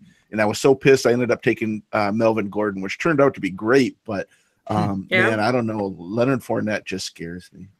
Another honorable mention, I think, would be your boy J. Mike, Devontae Freeman. Yes. Hey, yes, I almost took him. That's who I almost did too. I was thinking about it, but it is because we talked about last week. I think Tevin Coleman, or I might have been on another podcast. I don't even know where I'm at right now, but this hurricane's got me tripping, y'all. Much passion, dude. Not hey, enough Gabe, passion. Gabe, why didn't you say Kenneth Dixon? Yeah, trust me, I did. I want it right there with Jerick, man. No, I'm just saying. My boy. Yeah. If who the hell said, I don't even want to ask because I don't want to talk about it. But I was talking to Bobby the other day about if Damian Williams can be considered as a viable option, so can Kenneth Dixon. 3-4 years into their respective careers. I know one is on a much more attractive offense, but come on, like whatever. As far as the talent goes, like I just let the dream die, Gabe. You gotta let the dream die. Hell no, no, I'm gonna ride this out. I'm gonna take Kenneth Dixon, 200 picks after Damian Williams, and I'm gonna crush y'all at the end of the season. You are playing the trumpet. Together. You are playing the trumpet as the Titanic is sinking. Just stop. Who am I, Jack? Who am I, Jack? No. I was a different Baltimore Slappy, though. I was always a Brashad Perriman guy, and he's let me down. It was nice to see a little bit of signs of life with him in Cleveland last year. And now he's gone. They're like deciding whether to re-sign him or not, get the extension or whatever. Yeah, over Combine weekend. That was weird. Yeah, that was the biggest news.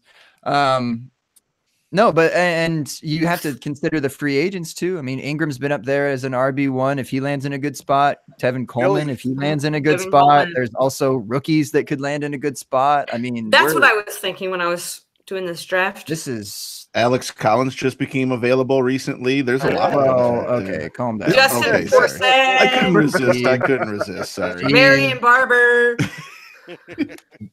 Gabe, who was your pick? Who was your pick at 105? Did you take Jerick? What? No, I took Darius Geis. Geis, that's right. My bad. Geis, yeah. I let Casey have the obvious pick of Le'Veon Bell. Is that who I picked? Taken at 101, but I didn't know. I picked him in our Dynasty League, J Mike. Does it matter? Does it matter where Le'Veon lands for him to just? Nope. Yes, I think it does.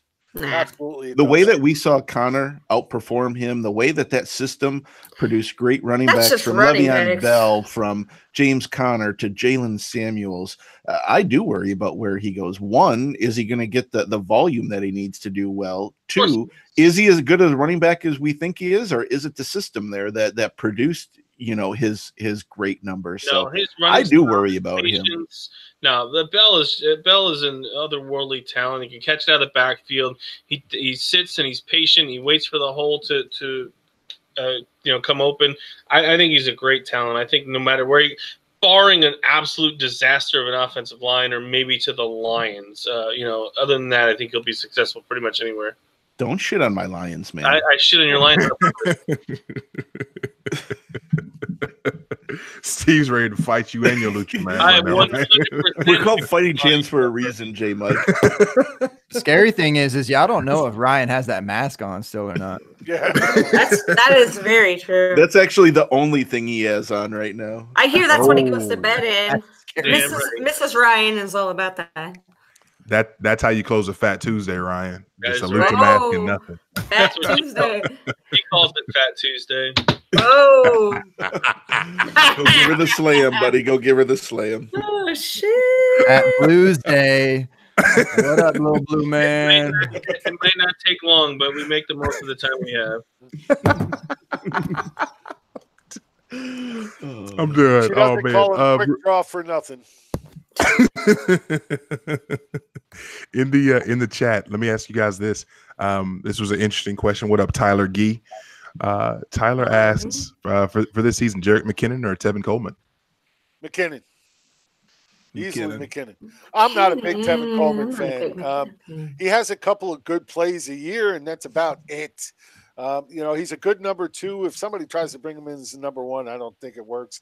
McKinnon, man, if he could stay healthy in that offense with Kyle Shanahan there and Nick Mullins throwing him the ball, he's going to have a great year. Easy with the Nick Mullins throwing the ball. That's the number 1, Big Dick Nick. I mean, I think the argument will be when they're will be more interesting when they're on the same team. Oh, yeah. That's what I'm worried about when with Shanahan there, he's just like salivating over Tevin Coleman right now. What did we say? McKinnon I like it. See, I don't Shanahan had Freeman and Tevin Coleman too, and Freeman outperformed Tevin Coleman each year. So I think Jerick McKinnon will assume that that Devontae Freeman role in the Shanahan offense. That assumes that Jerick McKinnon is as good as. Yeah, McKinnon's not really a between the tackles runner either. He's going to be more of that pass catching back that can catch 85, 90 balls in the Kyle Shanahan offense. If he can stay healthy, that's what he needs to just do. wait for that Christian McCaffrey line right there. Yeah. Alvin Kamara, Christian McCaffrey. We've seen it with these guys that can do it out from the backfield, whether they're catching passes, running through the middle like this. It can happen. Latavius Murray. I like Latavius Murray. Look, you can laugh about him, but that wasn't my point. Well. I'm just he did quite well. That wasn't my point. For Dalvin Cook. I was just kidding. TJ Yeldon is another one I think is TJ Yeldon.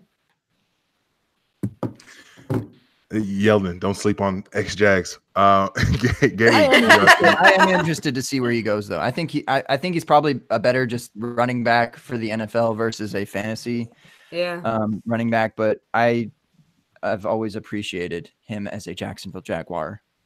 Legit.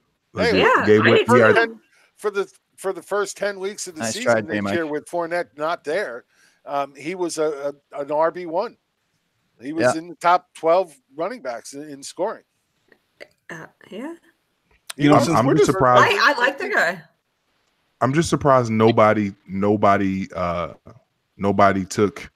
LaShawn McCoy. Nobody took Peyton Barber, Mark Ingram. Nobody wants to see them top 12. I don't know. I gotta know where Mark Ingram goes. It's still not gonna be pretty. You need another drink, my friend. Peyton Barber. Peyton. Broke Jim. Jim is broken. Yeah.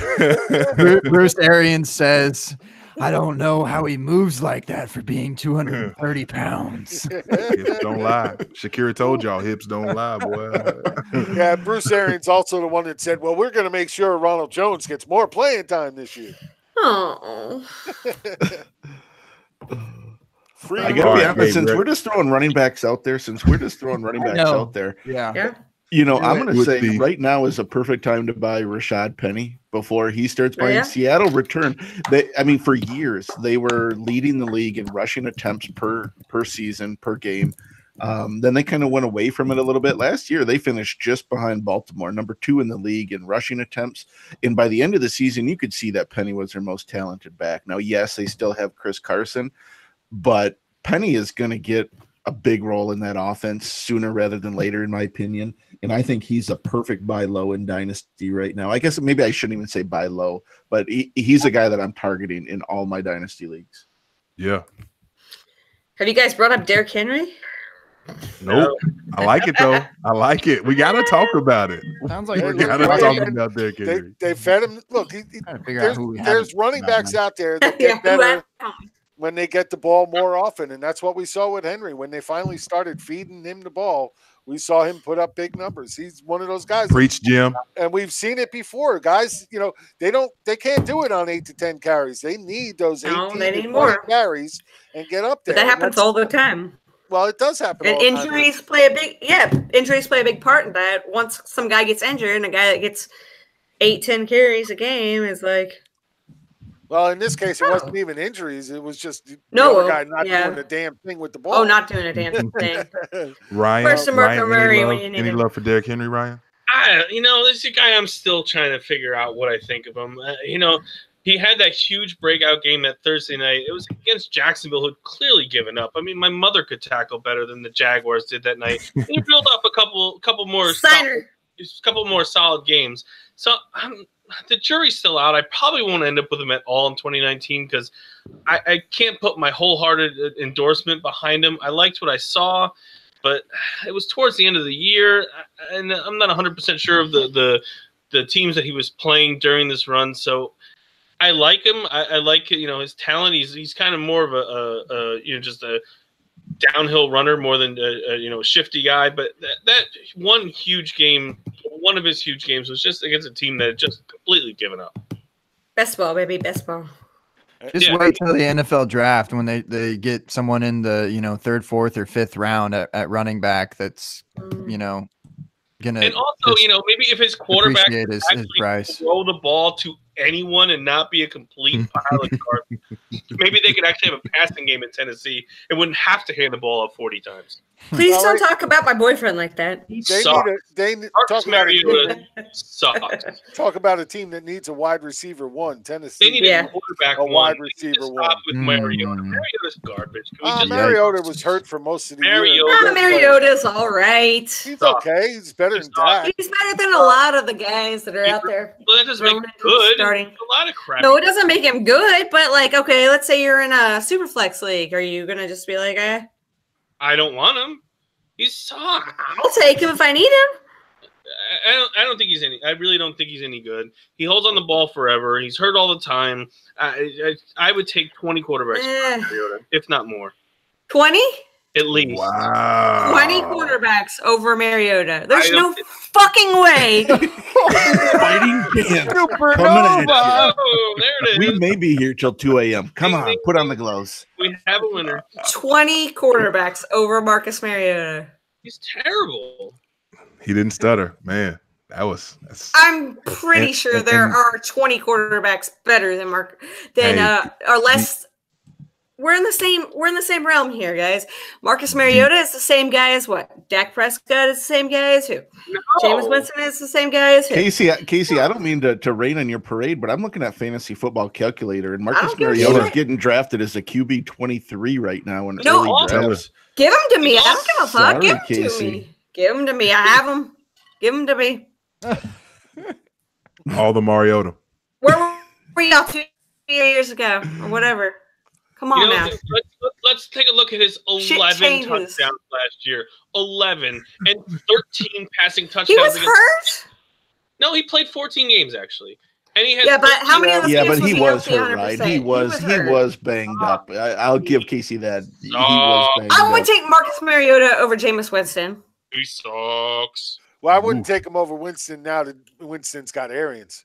He's throwing 20 touchdowns. I'm not a Winston fan, but I love I'm not a Winston fan, but I think Winston is a troublemaker just like a Zeke. See, now this is okay. You're bringing up a great point because everybody's running with the Winston. This is his last year of his contract there, and there's a very good chance that they could end up drafting another QB in this draft as well. Because look, let's face it, how close were they last year to just outright dumping him? Yeah, now they got aliens there, and they hope they can bring something out of him. But don't be surprised if they draft another QB here this year. Last 2 years, 29 games, 24 touchdowns, 23 interceptions. Mariota sucks. He had 2,500 yards last year in a league where everyone throws for 4,000. He's garbage. Let me tell you. Let me tell you a little bit about many yards did past. Garoppolo The Cowboys are living in the past when it comes to the Super Bowl wins, right? Let's live in the past when it comes to Mariota. No, we don't need to live in the past. You guys have lost complete control of the show. The Fighting Chance crew is just taking over. You guys are. Hey Ryan. I love getting. Hey Ryan, I got one question for you. Go ahead. Who threw for more yards last year, Mariota or Garoppolo? Sadly, Mariota. Yeah. You cut him deep with that one, Jim. You cut him deep with that one. Actually, I got a better question for you. Who threw for more yards, Nick Mullins or Garoppolo? No, Nick Mullins was a fantastic little find. I'm happy that we have him as our backup. Let me tell you something. I heard Gabe the other day on the. Yes, I heard you talking about in Superflex. Any quarterback is worth having on your team. Yep, any starting quarterback is worth having. Yeah. Even I thought you were going to say something bad about me. No. Yeah, no, yeah. You were on the Dynasty Owners Manual when you were talking about that. And I would take. You know what? I got Dak, Mariota, and Nick Mullins in my Dynasty League. Shit's going to happen. It happens. Yeah. Shit's going to happen like you come in 8th place. Hey, you know what? If I was playing against you, you'd come in 9th. I love you, Casey. I love you too. Were we in agreement about Andrew Luck last year, though? Yes, we were. We were in agreement on a lot of things. And we were both wrong. We were. Wow. That was one of the better Meanwhile, exchanges. Gabe is sitting there writing down, never again, fantasy fighting. No, never again. Don't invite any of them back. One person from Fighting Chance next time. One at a time. Isn't it fun that we're all on the same team and we're all butting heads? Because that's the fighting part of Fighting Chance Fantasy.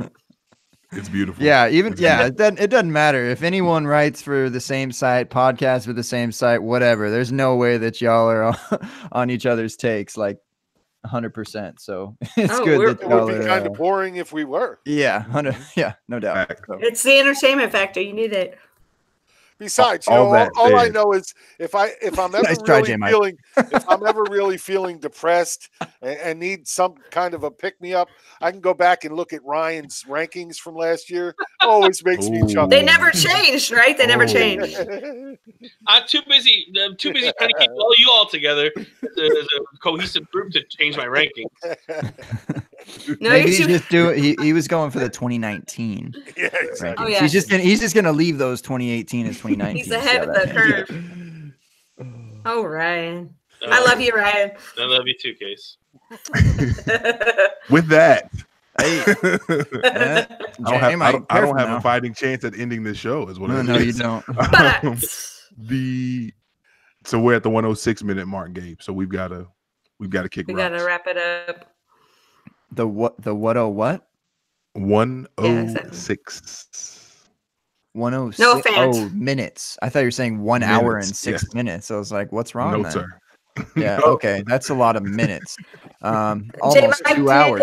Tell us beforehand that we needed to be out of here by what, 9:30 my time? It was hard. I was just saying. I just want to be respectful of our guests' time, but when we keep going like that and the conversation's fantastic and you guys are enjoying it, you're not like, okay, like, dude, we're done. This was fantastic. So it works out perfect. Mm-hmm. Except for I'm getting in trouble again. I hope we didn't all, fight with each other too much and ruin your show. Not in the least. No. The chat was lit. That like everyone. No, you guys have been beloved. So obviously we immediately need to schedule when you're coming back at some point in the future. And next time Ryan will have an actual. I'll get a camera. At least a photo. I'll get a camera. I'll get a fucking camera. At least a photo. Ryan, for you on my registry, I'll put a computer just for you on my registry. I got it on my registry. I have a camera. We're all gonna get luchador masks for the next show. Oh shit! Yes. I seriously started googling them for the Jaguars. I found some pretty sexy ones. And how are you guys both Jaguar fans? How the hell did that happen? Hey, you know what? Life comes at They're you fast. soulmates. They're soulmates. You know, I just want to say That this. dude right there, you Casey don't mentioned speak about that the Eagles fans were on her last year. I made a tweet about how it was like 4 or 5 weeks into the season, and people were already crowning the Jacksonville Jaguars defense the best of all times, better than the 86 Bears and so on. And I just made a tweet that, you know what, let's see them against better quarterbacks, because at that point they hadn't gone against the best quarterbacks in the NFL.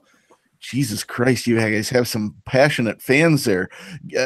You think the Eagles had a bad? The Jaguars fans were all over me. So they became kind of my most hated team. Sorry, guys, but I don't know. their fans kind of soured me on it a little bit. Jalen Ramsey No. kind of soured me on it a little bit, and so don't hate me too much. But I'm not a Jags fan.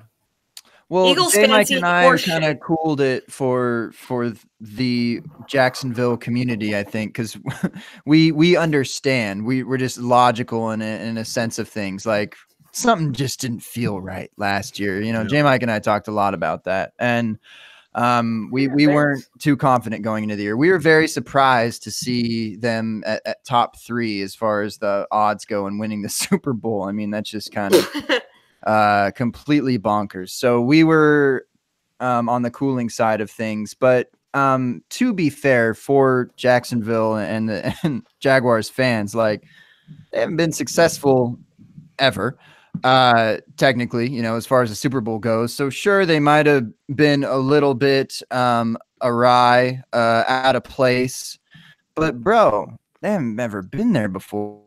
A little bit of slack, all right, a little bit. Hey, I'm a Lions fan. I feel your pain. Trust me, I'm a Lions fan. I feel your pain. Yeah, it's there, man. It's there. The pain is there. So, yeah, it certainly went too far, but holy gotta let crap! him breathe I'm a a little bit. Giant You gotta let fan. it My vibe. team is better than all of yours. We've won it more often than you guys have. This is a sad day when the Giants fan gets to claim victory. Anyway, I believe we've won more in our history than you have. Listen, I'm from Dallas area, and I'm not going to go against. Even if I was 8 years old, the last time the Cowboys won the Super Bowl. God, Easton Stick is athletic. The last time that the Cowboys won a Super Bowl, Ezekiel Elliott's mother was a teenager. I was in Tony Romo predicted that Super Bowl win too. That's my love. J Mike, right. Let's get you out of here. Let's get these guys out of here. What do y'all say? Is that okay? Do you approve, or are you going to keep fighting at the chance of staying at this open bar until 2 a.m.? Fire. All I'm going to say is at least Tony Romo finally made it to the playoffs. Thanks, you guys. That's the first time I heard that. And it's funny. That is the first time I've heard that, and I like that. Thank you guys for having us on, man. We all had a ball. It was Hey, great. yeah, no, let's all get you individually here. I know you kind of are a cohesive, or maybe I don't know if that's the right word since y'all are bickering so much, but you're a group. You're a group at least. You exist together. So Jim, Taz, my man, anything that you'd like to share personally? Great to have you on, first of all. Great to have all of you on, but we'll give you all a chance to do your own thing. So Jim, we'll start with you, my man. Well, again, thanks for having me on. It's been definitely a fun night for me. Again, Fighting Chance Fantasy. I also co-host my own podcast called WTF Fantasy Football with Tony Sincata and Brian Drake, another Fighting Chance head. And then also I co-host several shows during the football season on the FNTSY Sports Network, both radio and video with them. So, got some stuff going on. We're a little bit hiatus right now, which is kind of good. It was a crazy season, but we'll be picking it up soon. Perfect. And mostly redraft stuff. Are you dipping into the dynasty bag a little bit, or? Dude, I've been playing Dynasty for years. I've been playing fantasy football since 1988. So, all right, flex on it a little bit. Come on.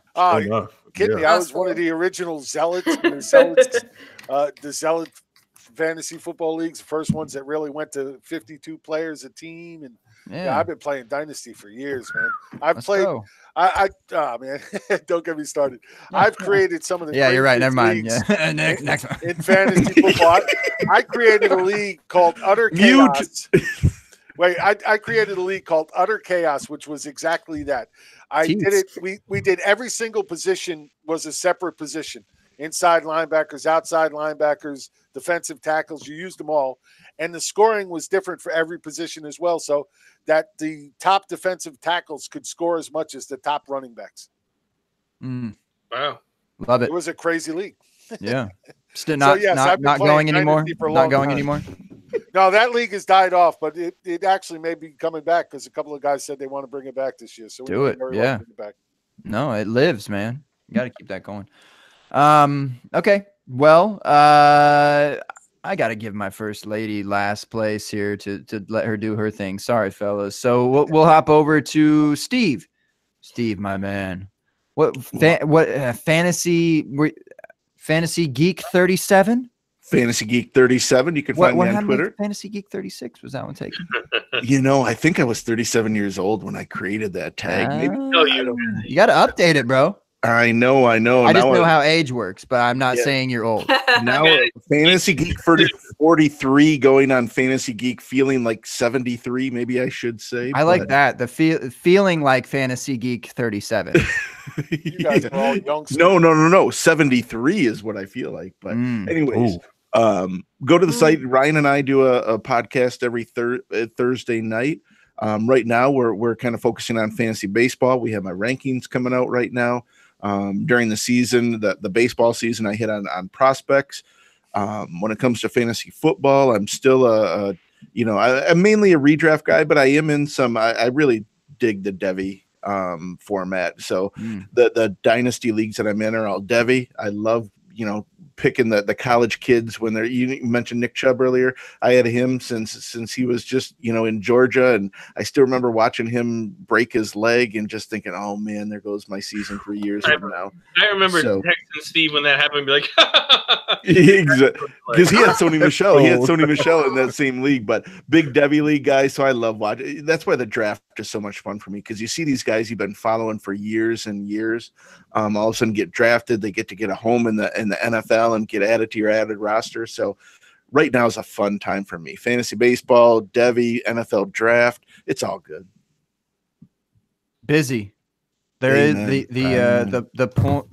season in which no points are scored. Is that how you say it, J Mike?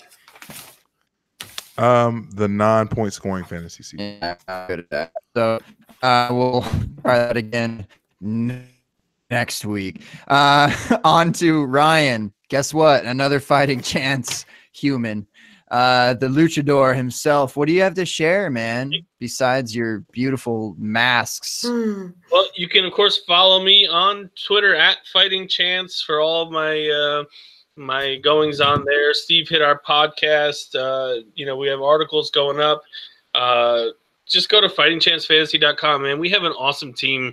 It's like 16 or 17 people strong now. We have a DFS wing that hits, like esports and golf and tennis and everything else. We have, 6 or 7 football writers, 3 or 4 baseball writers. I think we have 3 different podcasts going. So pretty much whatever, if you delve in anything, we pretty much have something for you there. And of course, let's not forget, we have Casey Kasem. And segue. I like that. That man's a professional. That man is a professional. Yeah. I love him. He might be our segue guy, Ryan. He's my BFF. Bring you on to segue into something. It's funny you say that because he doesn't walk anymore. He just drives a Segway everywhere he goes. Sorry, that was bad. That was bad. Go ahead, Casey. Go ahead, Casey. Steve. All right. Casey, the first lady. And the last lady, right, by the way. If the open bar ever closes, you'll be the last lady. I won't leave until you tell me I have to. Good. Let's get sentimental real quick. June 21st, 2018. I don't write anywhere. I don't have a podcast. I don't do rankings. I barely give advice, and I officially started Dynasty yesterday. I'm just a misfit y'all adopted Thank you, everyone. June 22nd, 2018. Ryan Hallam. If you ever wanted to give writing the old college try, let me know. Me. June 2018. I would, actually. All right, and here we are now. I'm here. I write for Writing Chance. Writing Chance Fantasy. Writing Chance. That's a Melvin Cook. That's a Melvin Hook reference. Yeah. Writing Chance. No, I write Writing Chance. I write, and hopefully you guys will give me a chance. Yeah, I've been around for a while.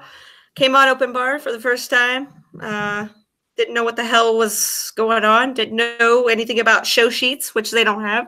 And I love Gabe and I love J Mike. So I love my Fighting Chance family too. That's one of my all-time favorite Twitter DMs, Casey. We'll put that in a frame for the day we.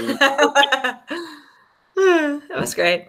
So anyway, there's that, and I love all you guys. Oh, man, he invited you. I had to beg my way on. Oh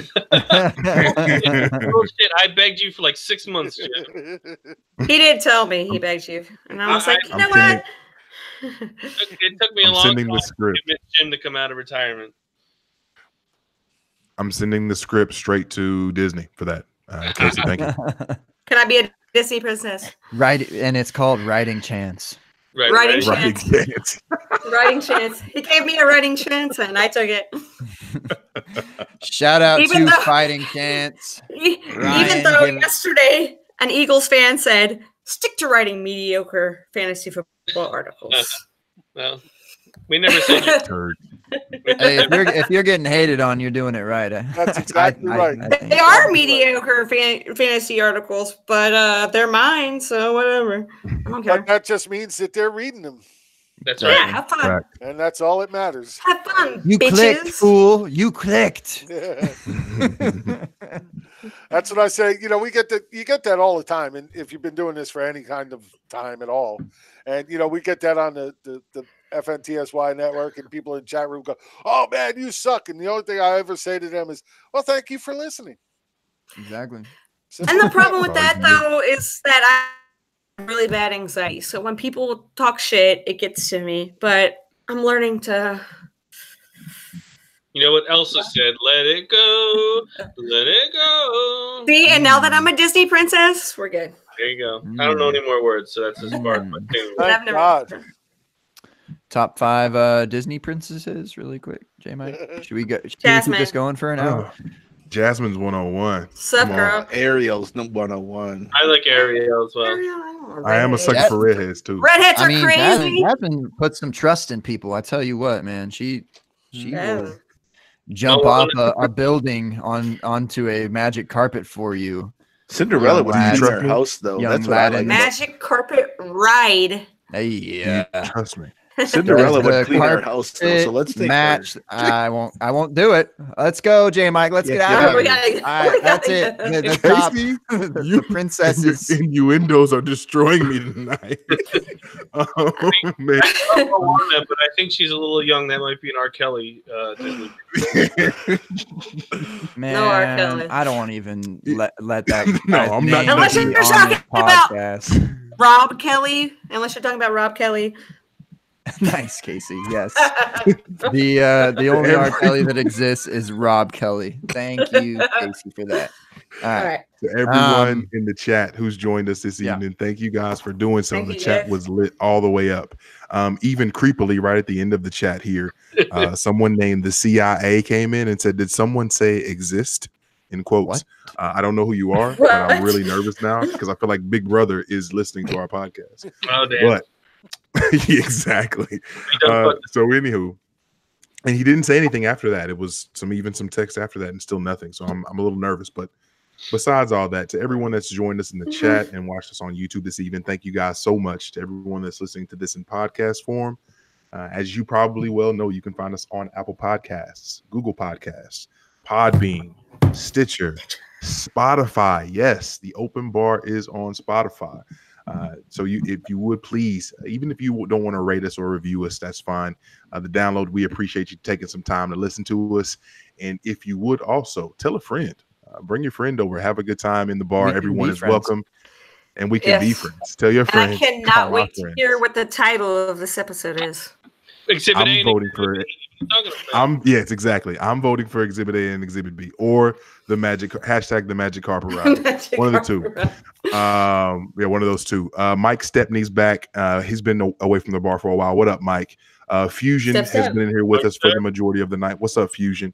We've had oh my gosh, the chat was amazing tonight. Our guests were fantastic. To our guests, thank you guys so much for joining us, and thank you for being flexible on the time and everything else. We appreciate you guys.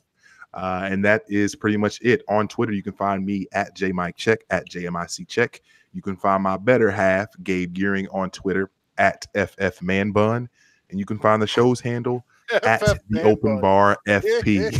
Yes, the Open Bar FP, as in fake pigskin. Yes, man buns the moniker, aka Bun G, aka Genius the MC.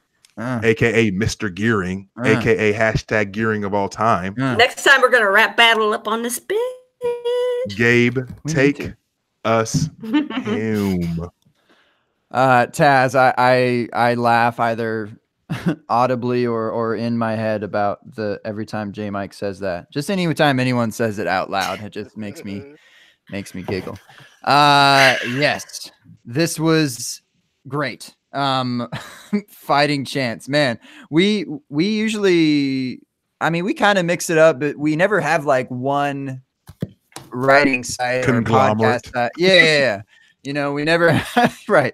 We never have all the representatives at once. I guess we've had Manuel on, whatever, but this was insane. This is great because just the way that y'all mesh together is just like a beautiful thing to watch for us. Perfect. So it was just so cool, and we might need to do that more often with whether it's other sites or podcasts or y'all again, because jokes were made about not having y'all on again, and that's not true. So we would definitely do that. This is only part one. Yeah, this is part one. I'll speak for everybody. We definitely come back on, man. This is a great time. Yeah, great. We didn't talk about the brothers. combine one bit, J Mike, and I'm just so proud of us. Dude, I prepared so hard. We're so awesome. We do that. We do it all the time. Anything that has just happened, we probably won't talk about. Nobody cares. It's amazing. No. It's amazing that we won't do that. We're the B side of a cassette tape, right? Yeah. There's so much that goes around week to week, day to day between podcasts. Like, of course, they're talking about the combine, the instant reactions. What's your top five running backs from their 3-cone? We are not about that at all. It's that going to be a bum. Yeah, speak for yourself, Brian. We like that's, or at least I like that stuff. It's not like the be all end all of who's going to be successful. Even David Johnston doesn't think so. So, but we'll talk about it at some point. I'm sorry if y'all came here for that tonight, but you never know what you're going to get, really.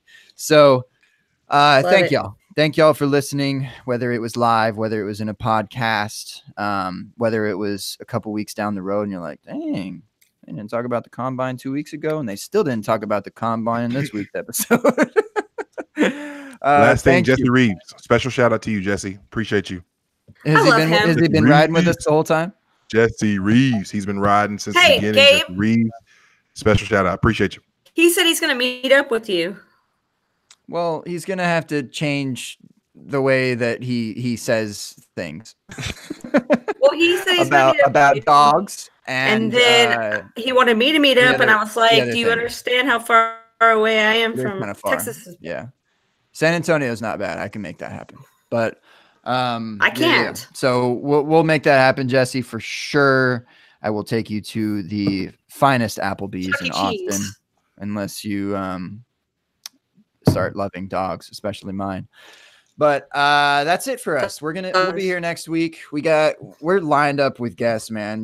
We're not going away anytime soon. It's every Tuesday. It's 9:30 Eastern, and we'll be here. We have a store if you want to keep up with our weekly show or try to come up with something that might happen or might. Exhibit A, Exhibit B. Yeah, exactly. Something like that just might happen. You never know. That's why y'all got to be here to experience it because you just don't know. And I love you, J-Mike. Chub will always be there, always and forever. That link is in the YouTube description. It's in our podcast description. If you want to hear me say it, it's the openbar.storeenvy.com. Those will be there for you in colors that Fuego Frank can't exactly distinguish, but shout out to Fuego there. What else? Podcast intros. I do those. I've been doing. God, everyone, stop it. Like I want to like shout it out. I want to thank everyone again for letting me be on your podcast and do an intro for you. But my goodness, I'm backed up and I'm trying to catch up. But thank y'all. Appreciate you. J-Mike, you don't say this ever. And I keep forgetting to mention it, but I know it's not happening now, but it's you are involved with the dummies and you should say that you're involved with the dummies. And I know you're not doing dummy blitz because it's not really in the season, but you probably should do some little thing for a blitz in the off season. Would you agree? Yeah, I had something queued up with research for it. It's actually more for free agency. So yes, it'll be coming soon. Okay. Shout out to the Dummy Blitz. Shout out to everyone at Dynasty Dummy, Zach, Kyle. They're fantastic folks. But yes, that'll be coming back soon. Anyway, yep. Yes. Thank you for bridging that. Yes. It's if you like hearing J-Mike's voice. I do. I want to hear it more. Perfect. All right, let's do it. Let's put our drinks up. It's Mardi Gras. It's Fat Tuesday. The bars in New Orleans ain't closing until ever. Do they? I don't even remember. I think 6 a.m. is when they close. I could literally still make it there, take a red eye, jam out for about 4 hours. It's a short flight. It's a cheap flight. So I got to get out of here, guys. I got to make it. That's to my bachelorette Nollins. Party's gonna I got to be get in my. Are you going there? You going there, Casey? Yeah. I didn't get my invite. Oh, is that why you say you're going there soon? Okay, cool. Yeah, April. Drinks in the air, whether you have one or not. Cheers, bitches. Ryan, cheers. I'm gonna have to trust you. You can maybe put a blue pill up. I don't know, whatever your vibe is. But we will see y'all next week, Tuesday, 9:30 Eastern. Thank y'all for joining us and doses.